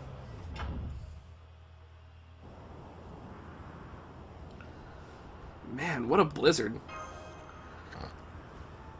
Whoa! I'm freezing my furry little buttocks off, foe! Foe, are you going to be okay in this cold? He's burrowed into my coat. Foe! Testing, testing. Hello, can you guys hear me? You can? Great, looks like we got comms working. Not sure what kind of range we'll get in the storm, though. Now then, first order of business. First order of business will be to look for a ley line. Here's what I'm thinking. Start by heading north, then turn east. If you still haven't found a ley line after a while, then you can continue west. Once that's done, come back to the shadow border before you check out the south. What do you think of that? Any thoughts to share? Am I doing a better job than, me? You're the same dependable Da Vinci you always were. Great, glad to hear it. Alright, I'll be checking in every 5 minutes, so if you stop hearing from me, that's your cue to turn around and head back. Got that, you two? Got it. Understood, Da Vinci. Oh, and let me be clear about one more thing. If you encounter any locals, leave the negotiations to us. Even over comms, I can cast a simple charm spell to win over any ordinary person you run into. Right, ordinary, huh?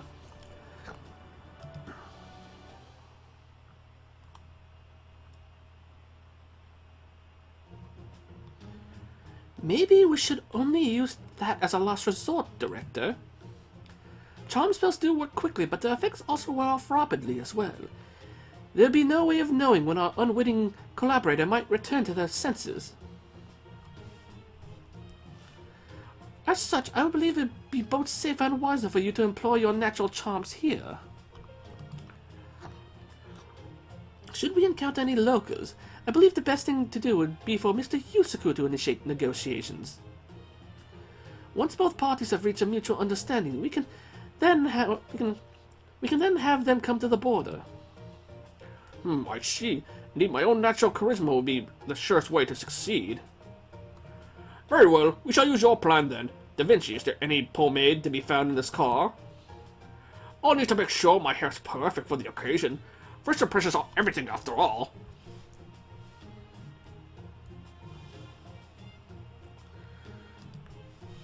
Oh, good. Sure, I can whip something up that'll do the trick. him, Holmes. You played him like a fiddle. Well, I am the world's greatest detective.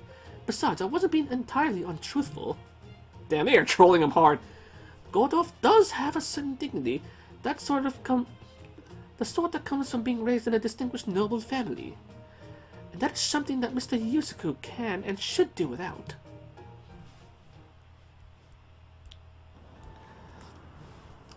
Foe! Foe!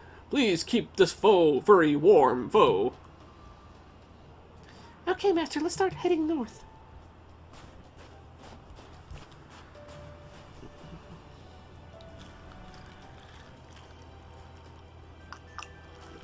Ah, sorry about that. And it seems the temperature has dropped even lower since we left. Yeah, it's really cold. Only cold, eh? You have my amazing Mr. Code to thank for that. The temperatures you experience right now can freeze hot water, or turn a banana hard enough to use as a hammer. Okay, that's enough. That's enough heading north. Now try going east. Understood. Okay, Master, let's head east. Master, take a look at that. At what exactly?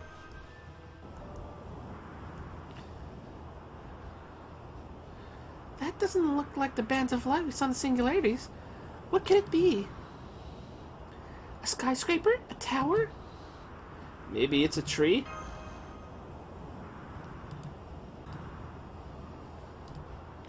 Well, whatever it is, it's certainly enormous.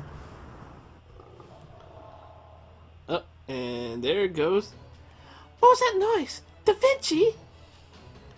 Yep, I'm detecting a hostile from here. Looks like it's a low-rank phantasmal, maybe a demonic beast?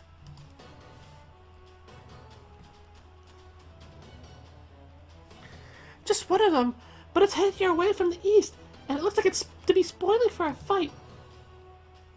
Got it. Let's get out of here, Mash. Yes, Master, let's head south. Foe! Foe! Is there any kibbles and bits to be found in here, foe? What was that roar? I'm picking up new hostiles at Yusaku's 12 and 9. It's 12 and 9 o'clock. And another one at his 6. They're surrounded! Oh god, now there's 6 more! That cry earlier must have signaled the others. They just keep coming! So they now know how to surround their prey. These creatures would appear to understand how to hunt. Which means there's an established ecosystem even in this frigid world. But that is a matter for later. Mr. Yusaku, Da Vinci, I'm sorry to ask you to break the rules right off the bat.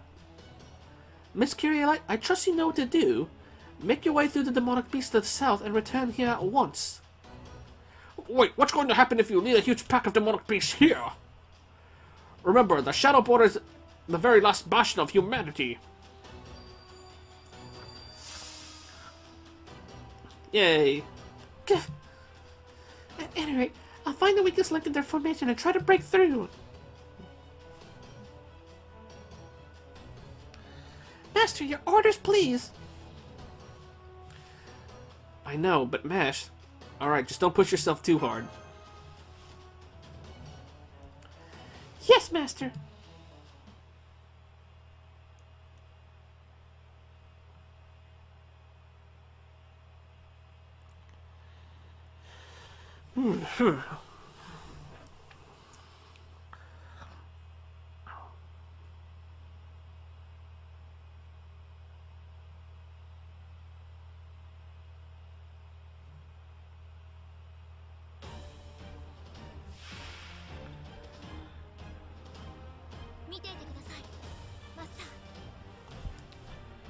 Okay, let's see. Oh yeah, Mash has an animation update too.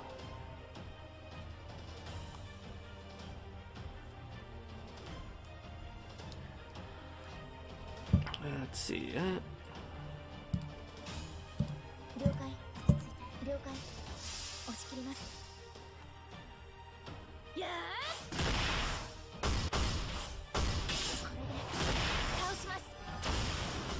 Okay, looks like the Mystic. Looks like the CE is working. Hey, thanks for the sub, Juan, for the YouTube channel. Very much appreciated.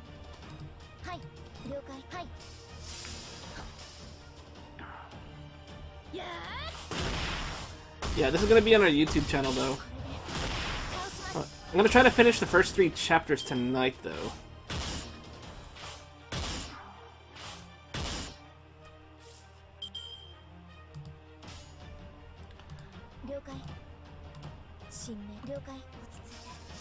Let's, Wait, I thought Match was lower down to level 50.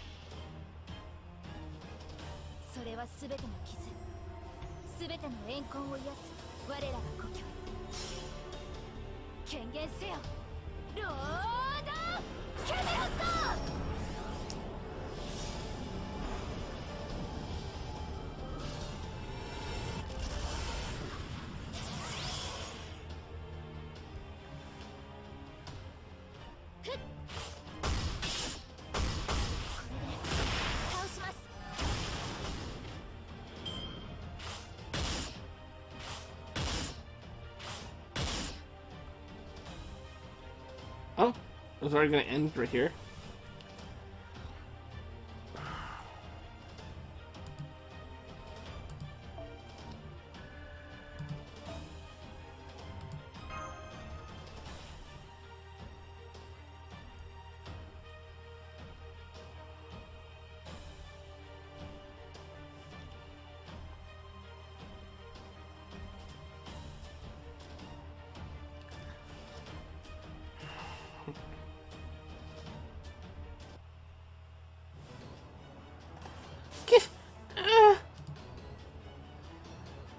Come on, Mash, follow me. Yes, Master. We need to make her escape while we can. Ah! Mash? Oh, gun. Someone shot that thing. A gun? A rifle. In point of fact, judging by the sound, one wielded, it would seem by a very skilled marksman, considering they incapacitated the beast with a single shot to the head. Well done.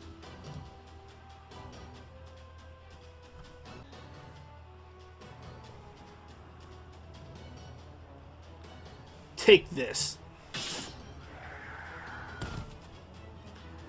Are you guys nuts? What were you thinking running right into the middle of a Kreechat pack? Huh? Oh god, it's the furry. I'm guessing you guys came from the capital looking for something to eat, but you're not going to have much more luck out here in the boonies either. What the? A wolfman? What the hell are you guys? Why is your skin so smooth? It's because we're incredibly good looking and sexy. Wait, please wait! We just want to talk. I miss the codes of having a gun would be great. I know. Wait a second. Are you guys mages? Huh?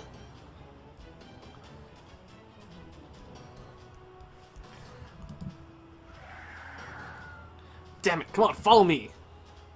Kreechat are cowards, but if you stick around too long, they'll call more friends and overwhelm you.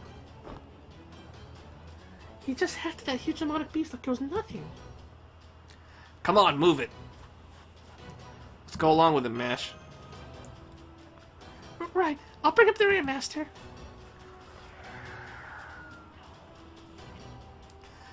Damn, the Kreechat are restless today. What'd you guys do to get them so worked up? I don't know. Come on, keep moving. Otherwise, the Kreechat will have you for dinner, unless their noise attracts Diavoltron first. Hey, thanks for the sub on YouTube, J6. I'm sorry, what's a Diavoltron? A giant serpent with multiple heads that can wipe out an entire village easy as you like. Don't you guys know anything? Okay, so it's a Hydra. Got it.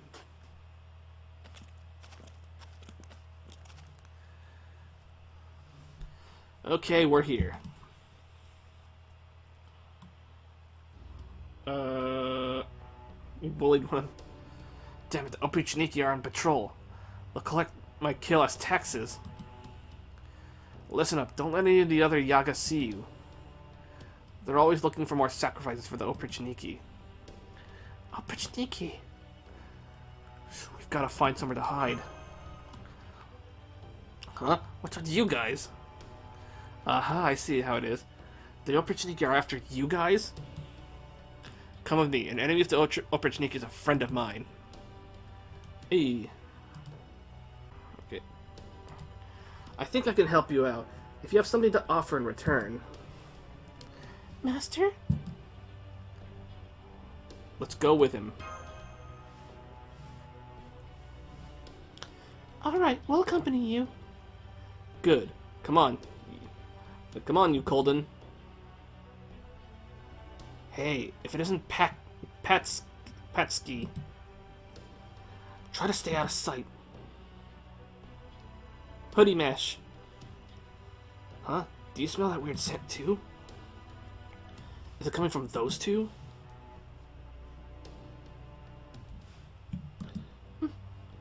It's coming from this demonic beast, obviously. Didn't bleed it out on properly. No leisure for the poor, huh? You sure you're gonna make it through the winter like that? Guess you're not worried about yourself, huh? Nope. I got plenty stored away. If you ever find yourself running low on food, how about I sell you some on the cheap? But you will have to tell me where your best hunting grounds are.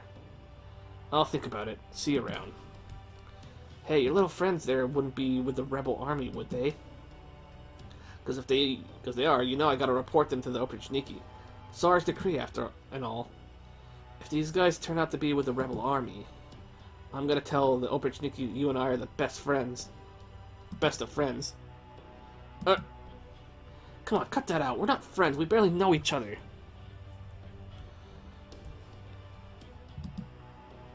You sure about that? Because we've been having a good long talk for a while now. Can't you feel everyone else watching us? Damn it. Hey, that's some negotiation skill. Alright, let's hurry up and get to my house before anyone else comes sniffing around.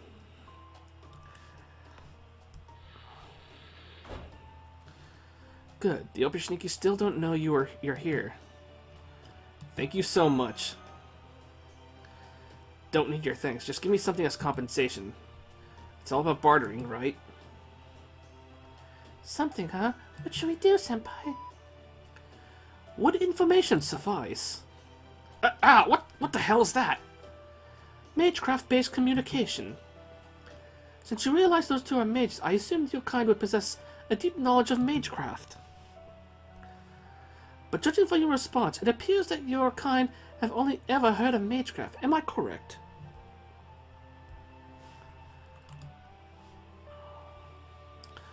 Oh, so it's not actually real. I assure you it is. I'm speaking to you in person, albeit from a great distance. Now, as I was saying, if we possess any information that may be of use to you, we are happy to provide it. Don't suppose you know any good hunting grounds, do you? If the location of a Kreechak nest would suffice, then yes. We have found a number of them. Kreechak nests, huh? Nice. Those things are pushovers. Pushovers? Those? Well, yeah, you can actually kill them as long as you shoot them or hit them hard enough. Way better than the demonic beasts who just won't die. Very well. I'm prepared to share the locations of these Kreechak nests. So first, I would appreciate you telling us everything you know about this place.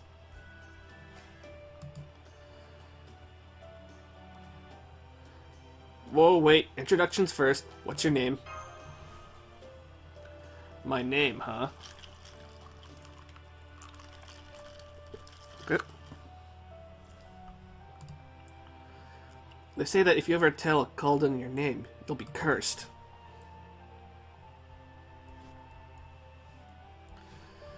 Excuse me, but what are these Khaldun?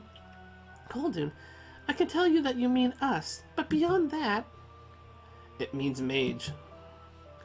I've never seen one myself before, but there's a whole bunch of them in the Imperial family, right? Then again, Colden or not, you do seem like you don't seem like much of a threat. I doubt you could curse anyone if you tried.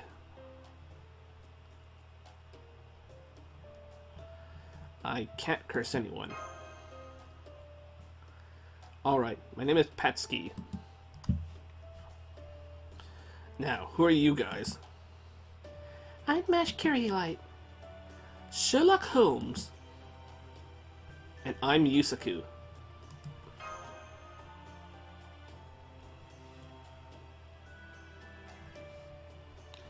Oops. Mash, Sherlock, and Yusaku, huh? Alright, now what are you guys? If the Oprichniki are after you, does that mean you're with the Rebel Army? Rebel Army? Hang on, we're not. Maybe I should try asking some questions. Well, are you or aren't you? First, we have a few questions of our own. I don't think so. First, you need to answer my... What year is it right now? Huh? Holmes is right. That's the first thing we need to confirm. It is abnormally cold, even for Russia. It can't possibly be the Russia we know. That can mean we're in a different time period, just like the singularities. I don't know why you're asking such a stupid question, but fine, it's 2020. What about it? I see. What about that enormous storm? It appears to be nothing so much as a solid wall composed of incredibly powerful wind. Is that normal? Hell no, it's not. But, been living here in Russia for 20 years and I've never seen anything like it before. Is it true what they say about the world getting closed off? It would seem that it is. As of right now, the only place we can confirm actually exists is Russia.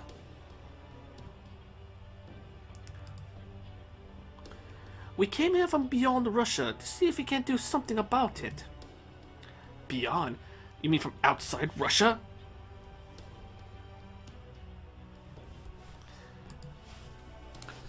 I don't know what they're talking about.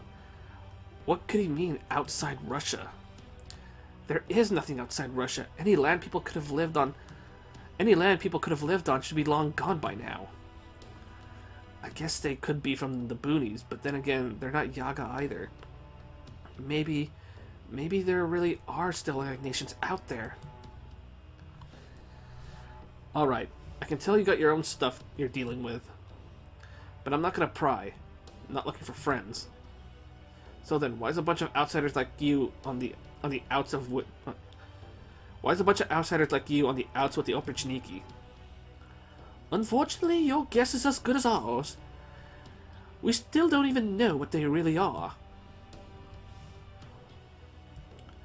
That being the case, we would tremendously appreciate if you could tell us, what are the Oprichniki? You're kidding me. How did you survive this long without even knowing that? The Oprichniki are brutal hunters, Ivan the Terrible's personal bodyguards. Ivan the Terrible? Wasn't he a Russian Tsar? Yes, he was. If you know that much, then more detailed explanations can wait. Wait a moment. Paxi just told us that this is still the year 2020. If it is, why would Ivan the Terrible's bodyguard still be around? Maybe he's a servant? Huh? A servant? You guys have some pretty bizarre questions. Ivan the Terrible's alive and well. He's been around for almost 500 years, so he's the oldest Yaga of all. What? I take it the Yaga are your kind. That's right. Geez, you outsiders really don't know anything, do you? How the hell did you all survive this long of being this ignorant? You've been living under a rock the last few hundred years or something? Okay. Then again, they do say this kind of ignorance is common for mages. Would you tell us about your history? I can only give you a real brief overview. You do know about the Great Cold Wave that happened 450 years ago, right? The new ice age, they say, happened after a meteor struck the planet. Once that Earth turned into an ice planet, it got so cold that the old species, the humans, couldn't survive here anymore. They say that none of the other countries were able to handle the cold, so their populations died out.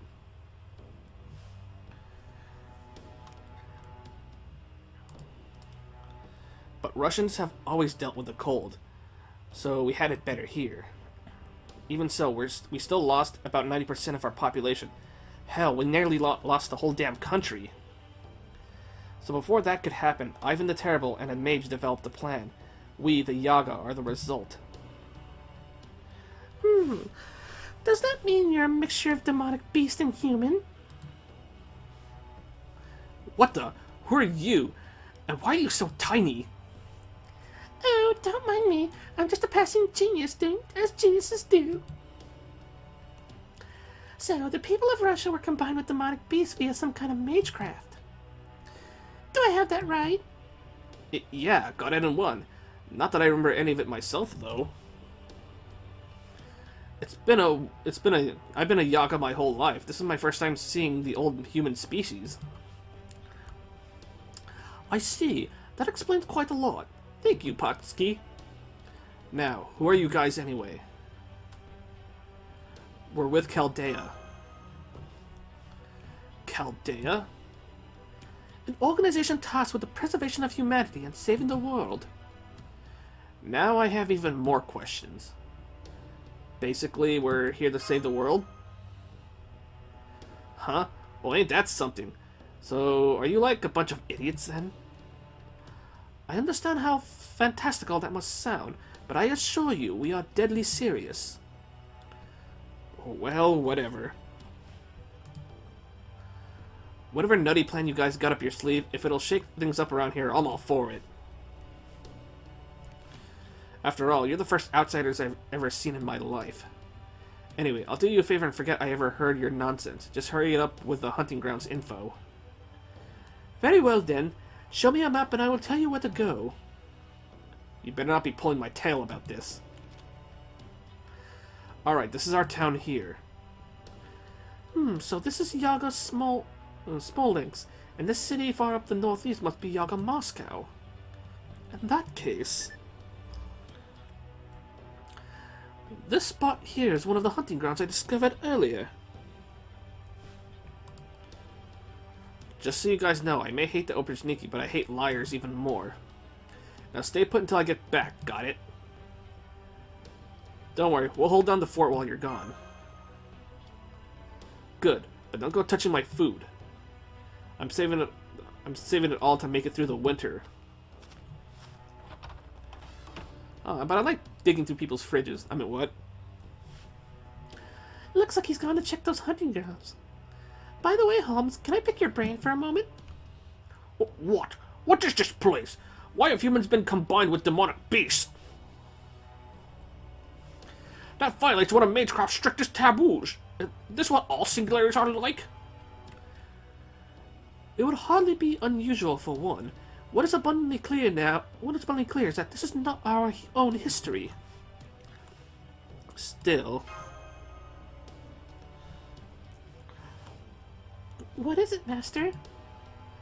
Something seems different about this singularity. Regardless, we now know that the opponent you two must face is Ivan the Terrible. A version of him who somehow managed to survive for approximately 500 years. Strange as that may sound.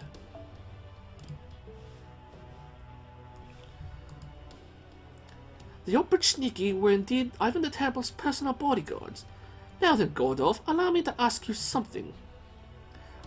Yes, what is it, Holmes? Are you certain the Operniki you defeated was not, in fact, human? Oh yes, absolutely. He dissolved into nothing once I socked him with a good golf punch. From the look of it, I guess he was a familiar of some sort. I concur. I do sense nothing human about them during my own skirmishes. Originally, the Operniki were a corps of soldiers established by Ivan the Terrible himself. It is said they dressed completely in black, carried around dog heads, and whips made from bristling animal pelts, and only rode black horses. Their job was to eradicate the Saw's enemies. It is said they would have set upon their opponents like dogs and cleaned them out as swiftly as a broom gathering dust. They swore absolute loyalty to the Saw and committed all manner of unspeakable atrocities in his name. But none of them became heroic spirits. As Goldorf surmised, they are familiars belonging to Ivan the Terrible.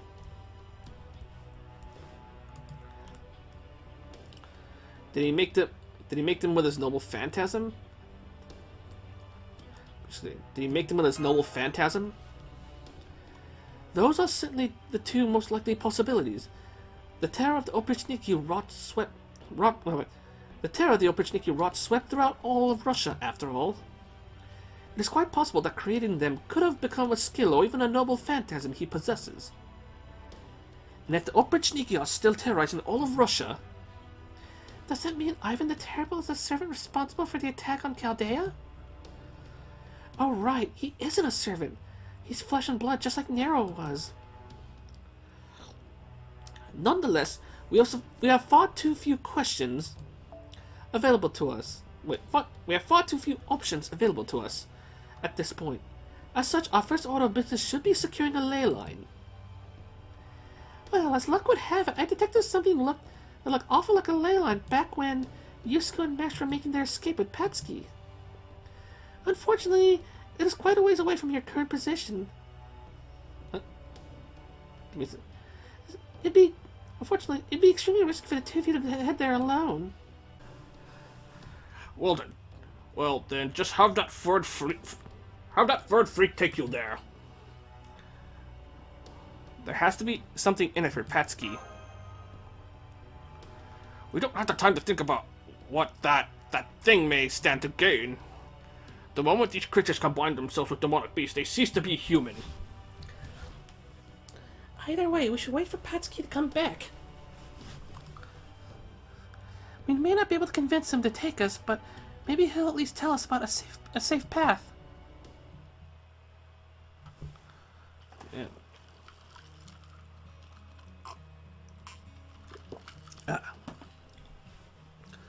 Looks like I found myself a real bunch of weirdos. I'd only ever heard about the old species in legends. Seeing how weak they are in person, it's a wonder they survived as long as they did. I guess technically they're our ancestors. Maybe that's why I never thought to eat them. I can always leave them to fend for themselves if they don't have anything to offer, but it looks like they know a whole bunch of good hunting grounds. And more than anything, they're new. I've never seen anything like them before in my life. Most Yaga wouldn't be comfortable with that, but oddly enough, it doesn't bother me at all. I know it's things like that. That put me at odds with the other Yaga. Oftentimes I'll find myself asking myself questions like, why do we have to be strong? Why is it wrong to be weak? And why? Why are we always starving for something, never feeling satisfied? Whenever anyone hears me, they just laugh. They tell me I'm a fool and ask why I should waste my time thinking about meaningless crap. I know it's meaningless just as much as anyone. Give me a moment, folks. Oh, that's not from Dove. That is just another thing I got tagged in. Well, from another group thing. So, let's get back my stuff here. I wish I could stop myself from thinking about these things too, but... Paxty! Hey, Paxty! What is it? Are you going hunting? So what if I am? Sorry, but those hunting grounds belong to the town. Why do you think I only hunt the strays? Those stray demonic beasts belong to the town too. Not that any are straying off anyway, since that spot's been closed down. Is that so? Fine. I'll just have to find somewhere else to hunt, won't I? I glared at the jackass as I turned around and headed off in the opposite direction from the sealed-off hunting grounds.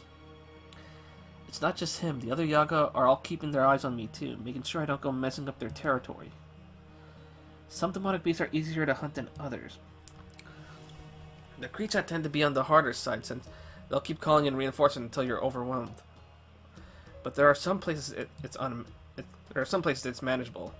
Like, say, a ravine that leads to a dead end. Somewhere the other Kreechat can't hear their pack mates' cries for help. Yaga have taken advantage of that and set up hunting grounds that make it easy to harvest demonic beasts. It may not compare to what I hear the old times were like, when they used to breed enough domesticated beasts on farms for everyone to eat. But nowadays hunting grounds like that, where you can hunt in safety and risk easy knowing that the beasts will multiply again over time, are lifelines for us. Which is why it only takes getting labeled as a weakling once for everything to go south. It doesn't take long for a Yaga to die if we don't get enough to eat, and this town is ruthless about seeing the runt of the litter cut loose. The whole town makes it a point to eliminate nearby villages, curry favor with the Tsar, and Koto to the Oprichniki. They know about the Yaga's ironclad law, that only the strong may eat, and maliciously use it against us. I know I'm skating on thin ice myself, but there's nothing I can do about it.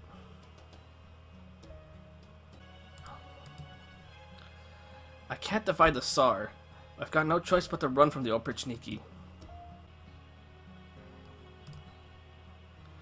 But if these humans I've met really are mages, and they really do end up saving the world, maybe that'll help this constant ache in my chest go away even a little. Because I still don't know if I can even trust them.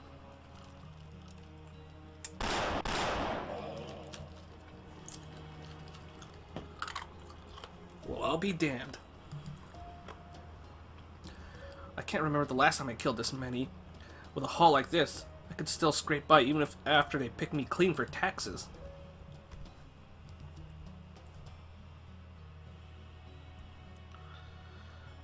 Patsky! What is it? You're looking flush today, aren't you? This is about my taxes, right? Here, take it. Yep, that takes care of you. But what about your mother's taxes? Hey, it's no fur off my snout. Your old lady's not pulling her weight anymore anyway. And you know as well as I do that this town doesn't need any Yaga who can't hunt. Honestly, I don't even know why you bother paying her share. It doesn't make a damn lick of sense. None of your business. Here, there's my mother's share. This town has no use for my mother anymore.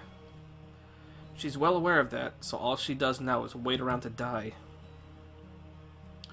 Waiting for the time when she finally starves to death.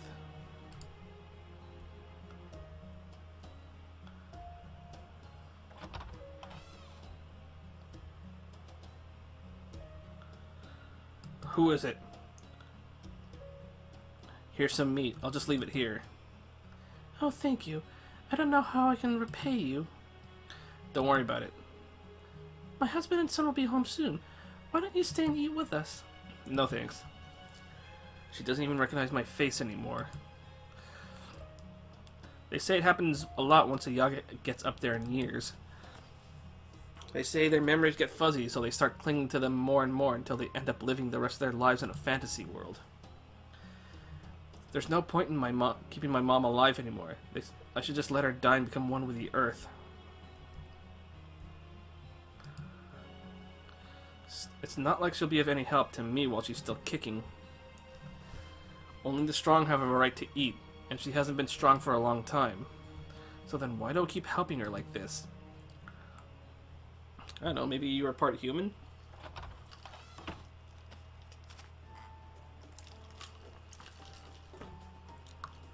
I'm back. Your info was good. Brought in the biggest haul in ages. Hard to believe there is that good a hunting spot right near the town that nobody ever noticed before. Thanks to your tip, I still got a bunch left over even after paying taxes. Though I did get a few snide remarks about my haul. Snide remarks? It's a long story. Never mind that. What other hunting grounds you've got for me? Hurry up and tell me so I can go check it out. Gotta hunt while I still got the energy. Of course, of course. Very well then, I imagine you may not have much of a response to this next question, but I must ask nonetheless. What can you tell us about that mysterious tree? Excuse me. If anything, I was hoping you guys could tell me about that. What the hell is that thing? Do you remember when it first appeared? About 3 months ago, I'd say. Everyone was all excited when it first showed up, saying that it was a miracle the star performed for us, but it never actually gave us anything useful. The Opportunity don't react to it either, so all I really know is that it's just a big damn tree. Is it the Giga Setter? The Giga Cedar or something? Oh, wrong anime. Are we done now? Because I want to check out those other hunting grounds while... Just a moment. Now that we know the full extent of the situation, I'm afraid that information was insufficient. Oh, come on. I don't have anything else I can trade you. Unless you're after my gun. And you can have that over my dead body. No, it's not that. We want a kite. A kite? All you have to do is collect some materials. I can tell you what we need right now if you like. Now that I have a clear picture of your people's technological and cultural progress, I'm quite certain you should have a little trouble finding them. Alright, as long as I don't have to leave town. Thank you, I commend your decisiveness. Good show, Patsky. What do you want with a kite, Holmes? Shouldn't we have traded it for food first? The pudgy one is right. It's been... The pudgy one is right. It's been too long since I've had a decent cut of roast beef. Not at all. Food's crucial too, of course, but as they say, safety first. That is what you're going for, right, Holmes? Okay. Indeed, it will require a bit of brute strength, but we will be taking a page from Benjamin Franklin's book. I see where you're going with this. So you want me to connect it to the briefcase? I do. I do. What are you guys talking about? I'm going to use the lightning to secure the power you need to summon servants. That's barbaric. Why, it's downright primitive. Not at all. That briefcase was originally... Not at all. That briefcase was originally designed to be usable even in eras without electricity. All Yusaku need to do is to make use of... all Yusaku need to... All Yusaku... sorry. Man, I am fumbling right now. All Yusaku need do to make use of it is a draw a summoning circle on a ley line and wait for a single bolt of lightning to strike. Wow, I can't believe I flubbed that one so many times. Man, I really am a genius, aren't I? Alright, give me a sec.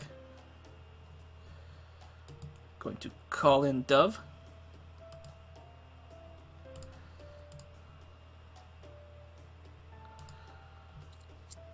Heyo, we have a Dove now. Yeah, I'm streaming and recording this at the same time. Awesome. I think maybe the would a recording come out the same way as a Twitch stream though, or would it be like a much clearer thing though? Just to ask. It depends on how you put the settings and open. I doubt there's anyone else in all of history who could have made the summoning system this streamlined.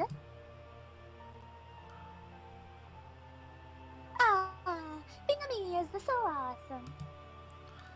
You know, I'm calling this series a co-op series though. Alright, so when is the next thunderstorm? Our forecast says tomorrow. Suffice to say, that time is not on our side. I'm afraid we must get this kite ready to fly before the end of the day. Now then, Mr. Yusaku, have you ever made a kite before? Technically. Yes, technically. Excellent! Now is the time to put that knowledge to use. My existence is unclear. Uh-oh. Damn. We noticed you. We noticed you, J6. I think Dove's on the phone right now. Yeah, I'm on the phone, so I don't have, like, the stream up or anything to read the chat. Here you go. They were all really easy to find. It's a furry. I know. Now, are you gonna tell me about those other hunting grounds? Of course. You're gonna tell me it was a furry. You'll know later, though. Because what? Also, the way we're doing this though it makes it kind of easier though because, like, we take turns doing some stuff off screen and then on stream as well though. Alright. Of course, I'm pleased to make an equitable trade. This one's far. Probably gonna take me a day to get there. Alright, you guys stay put. Don't go outside. And don't eat anything besides the food I gave you. See you later, Petsky. Jenny! Man, it feels weird getting a send-off. His ears! His ears! I know, right? Alright then, now it's time for arts and crafts. Remember, without What is this, after school? this kite, you will not be able to... Wait. Well, Yeah. Without this kite, you will not be able to summon servants. There's no exaggeration to say that the very fate of the world hinges upon this kite. Yeah, so granddaughter? basically we're trying to use like electricity drawn from a kite to power up that suitcase so we can summon servants. Oh my god, we're Benjamin Franklin in it. Yeah, I know, right? This may be the most important arts and crafts project in the history of mankind. No pressure. No pressure in this after school. No, not to that one. That's one. See, you're supposed to cut to that one. No, not there. Oh, this is so frustrating. Look, hoodie mesh. Hoodie mash, I want the hoodie. Oh. We listen as Dove just kind of goes gaga over hoodie mesh.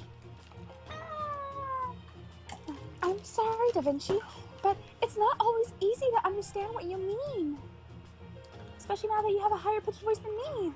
No, not there. How is the kite supposed to fly if you cut like that? By the way, everyone here hates Gordolf. Of course. No, that's correct. The next cut needs to be on the opposite side. Really? I never knew there was so much to kite making. I always thought you were just... I always thought you just stuck some poles into fabric like a tent, and the whole thing just flies. I mean, tents do go flying. Here's some water, Senpai. Just relax and take it nice and easy. I have to say, though, this is kind of fun. I only hope it ends up flying well.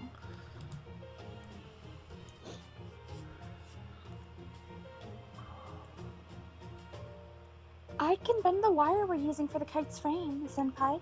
I am a demi-servant after all. Uh-huh. Well, unless we're using some really strong wire, I could do that too, Mesh. Ben Franklin was trying to summon servants first. Whoa. That was the key. Benjamin Franklin was just trying to summon servants. Yep. Don't be silly. And in your normal form, you're even weaker than Yusaku's. Damn. Oh, right. Poor hoodie mesh. Shots fired.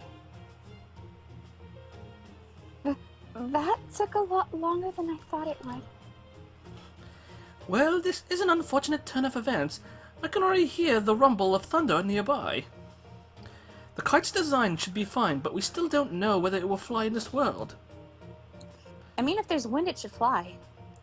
The world is enveloped by a raging storm, after all. There's no telling how violently the winds may be blowing at high altitudes. Nonetheless, the kite's frame should be sturdy enough to accommodate extreme conditions. At this point, we have done all we can. Shit. Ooh. I thought it froze over the screen for a minute. This is still the first chapter of this thing. Oh my goodness. Well, first there was a prologue to it, though. Then, yeah. Oh, of course. Then there's 2 sections with no battle. Well, this is the second. Oh. I think this is the last section. Sections with no battle. Well, no, there was one section with no battle. The second one was the no battle part. No, the second part was the battle part, though. Oh, okay. And Let's say 2 no battles in a row. What is this? But this is the last, the last arrow tick. This one is the last battle. Well, not battle. No battle one. Damn. All right, go for it. Oh, great! That wasn't the last part. It might have been a long and winding road to get here, but at least we got to here. Now, The most important touch. What sort of picture should we draw on it? I We- suggest me, Lolly Vinci. We really have to draw something on it. How about none?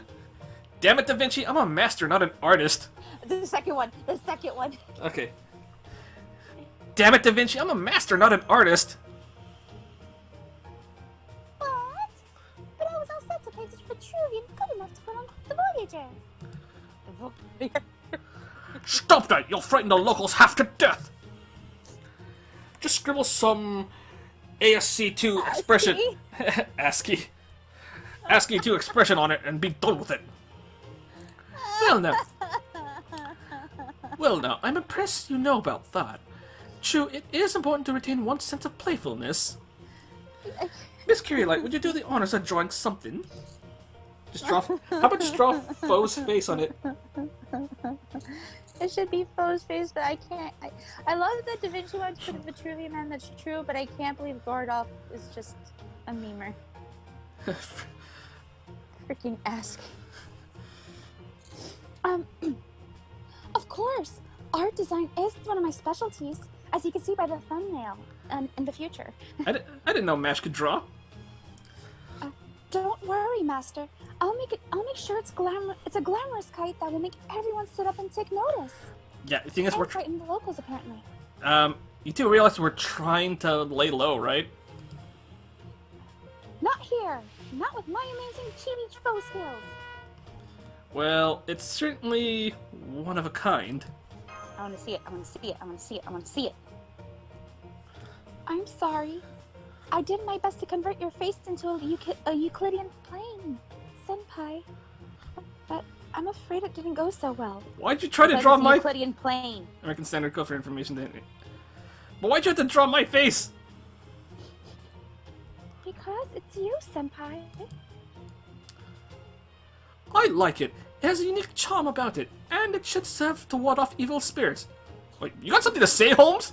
You fucking say it to my face, you fucking Your ass. face is scary. Oof. That hurt, Mash. Poor Nash. Now you best be on your way. I'm afraid we don't have time to wait for Patsuki to return. I forgot that one of his specialties is to freaking sick roast people, like what he did to Helena Yeah. during the Dead Heat Summer race. Yo. Damn it, Holmes. I mean, he freaking made Helena cry and then just peaced out. I know, right? That is supposed to be good with women. Well, we don't deserve you, Mash. I'll leave him a note letting him know where we are. Okay, Master. Let's sneak out of here. Sneak. Sneak. Sneak. Sneak. Sneak. Oh, there are a lot more people. I mean, Yaga here than I thought there'd be. Huh? What was that sound? Was it like a harmonica? It was a harmonica, for the record. But it's weird to hear a harmonica as an announcement. Anastasia. Where are you, Anastasia? I am here, my Tsar. Ah, my Empress, my beloved wife. Tell me, is Russia at peace? Of course it is, my Tsar. The Oprichniki are fighting hard all throughout the land. The what? I mean, if you want to be Anastasia. Oh, go for it, yeah. The Oprichniki are fighting hard all throughout the land in order to spread your glory far and wide. Please rest and do not be troubled. I see, so Russia is at peace. That makes 200 years of peace in Russia. What about the outside? I must spread my glory beyond Russia's borders. I must share it with those from other lands who could only shiver in the cold, waiting for their ends. Tell me, how fares Europe in the Far East? Far East? You mean under East? They too are at peace, my Tsar. Europe has bowed to your will, and negotiations in the Far East are proceeding apace. The war is over, and Russia will have their allegiance soon. I see. That is good. No, that is not good at all. Peace alone is not enough. I must press onward with renewed vigor and expand my domain. This is Napoleon of Russia? I must unite the world and ensure its happiness. Amadeus. Sweet, I just pulled 2 4-stars in SAO, RS, and 1 multi. Hey, nice! Nice. Amadeus Altered. Holy What? crap, it is Amadeus. It just looks the same with the mask on. I know, right? We have to wait for it. Very well. So sleepy. Am I dreaming? Good night, my Tsar. May your repose be blessed with sweet dreams. Time to bring out the Ruskies when I stream it. Did you get Ivan's attack under control? He is sleeping soundly now, thanks to Mozart's piano. Even though the Tsar is from the Lostbelt, the musical arts seem to have an oddly powerful effect over him.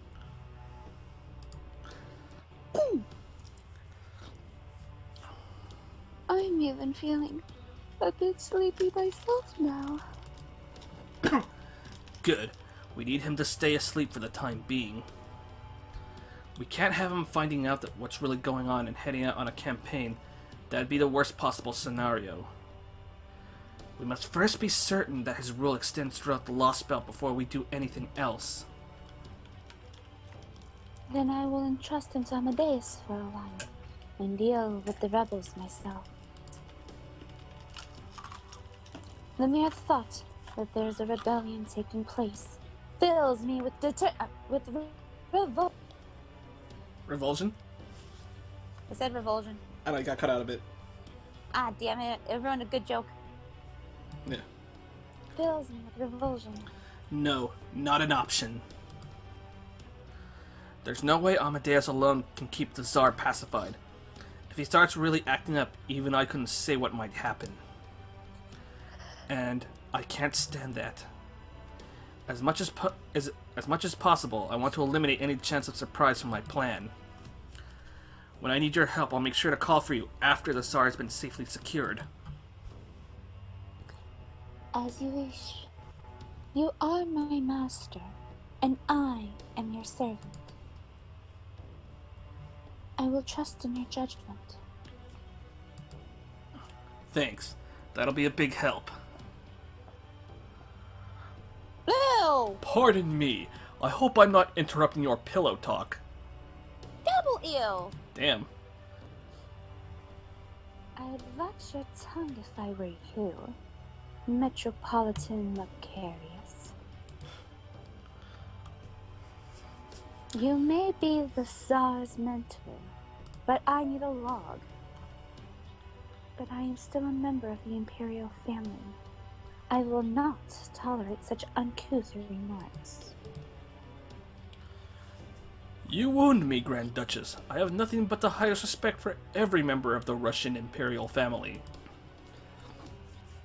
No matter what sort of family they may be, or what sort of end the Grand Duchess may have met. How dare you? Wait, both of you, stand down. I don't want to see any infighting. We don't have time for it anyway. Father, your job is to placate the Tsar, right? Then quit following the Grand Duchess around and hurry up with the repairs to the cathedral.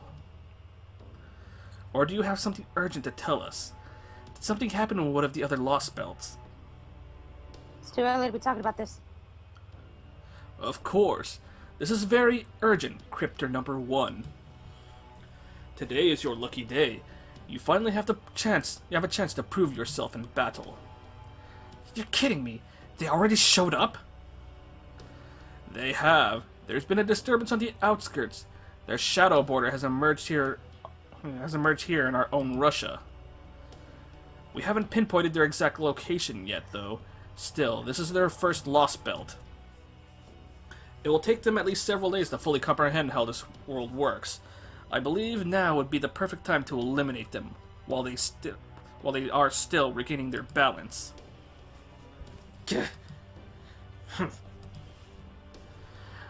I don't want to leave the Tsar's side right now.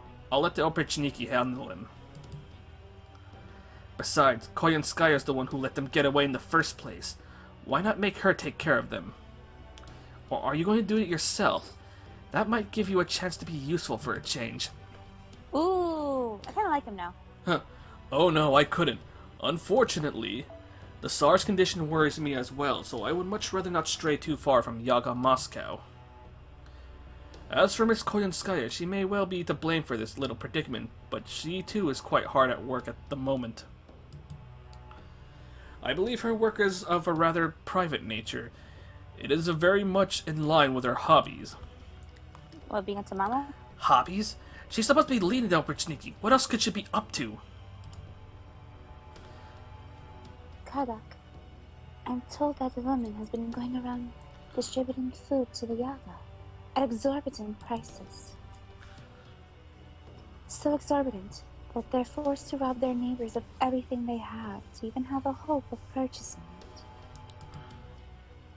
I can't believe her. We come all this way and she's still going around picking on the weak? Father, I don't like you, but I can understand you. I believe you are genuinely dedicated to keeping Russia safe from harm. But Koyanskaya, I can't make heads or tails of what she's thinking, or what she really wants to do. I mean, unlike you, she can come and go between Lostbelts whenever she pleases, right? Then why can't she make her... Wait. Whip, log. Then why can't we make her go to one that's a little more civilized? She doesn't need to stick around a destitute world like this one. Destitute world like this one. Destitute. Destitute. Spirit evolution. I mean, what? Yeah.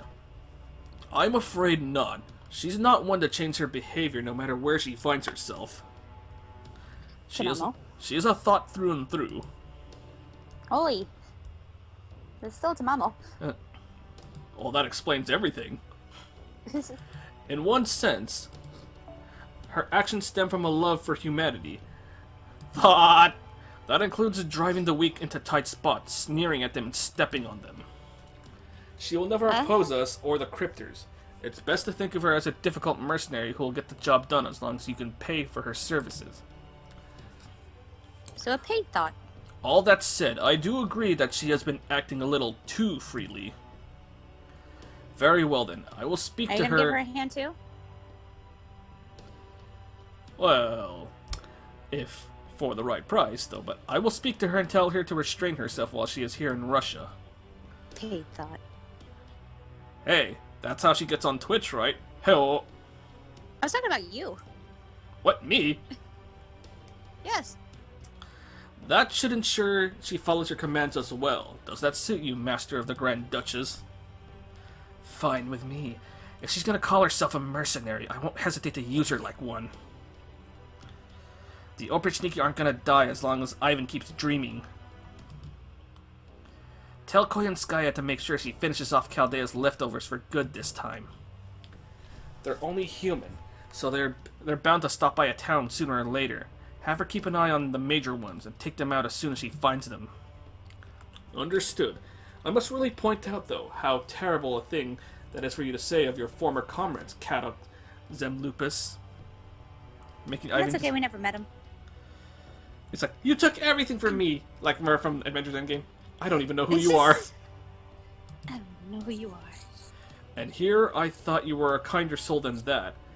Have these last few months been hard for you? You froze his heart. Perhaps you should follow the Tsar's example and get some sleep yourself.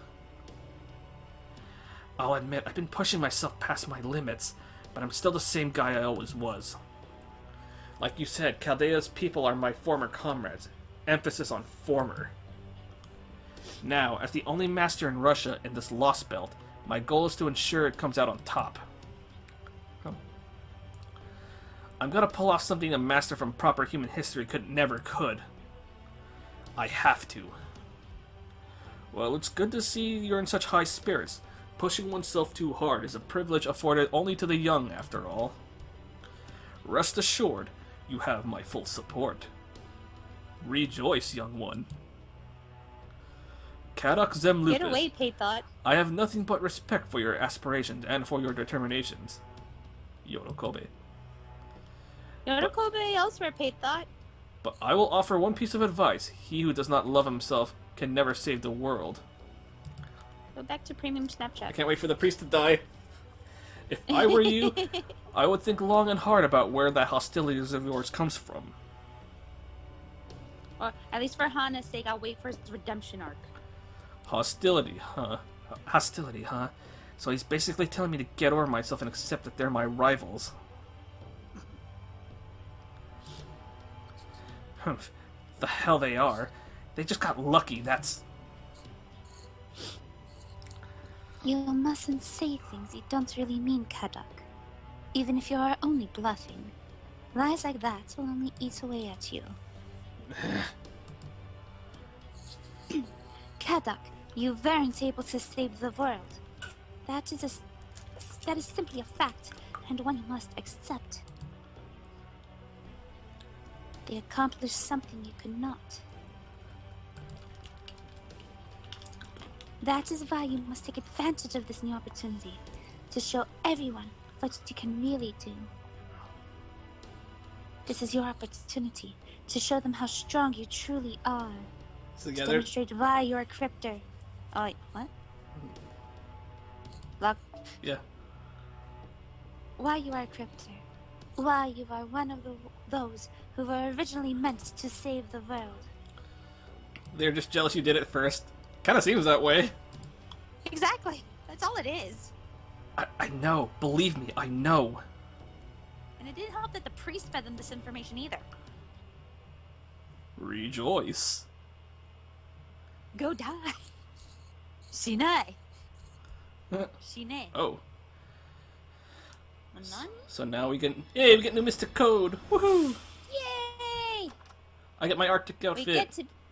Oh, I thought we get to finally wear nice hooded coats like Mosh. No, you're wearing a skirt. No! You're wearing the skirt. Nope, nope. Yep. Okay, so this Yep. is part 1 though. Okay, section 2, Yaga and that. But before we do this though, let me I'm gonna continue after this though, but like I'm gonna stop the recording.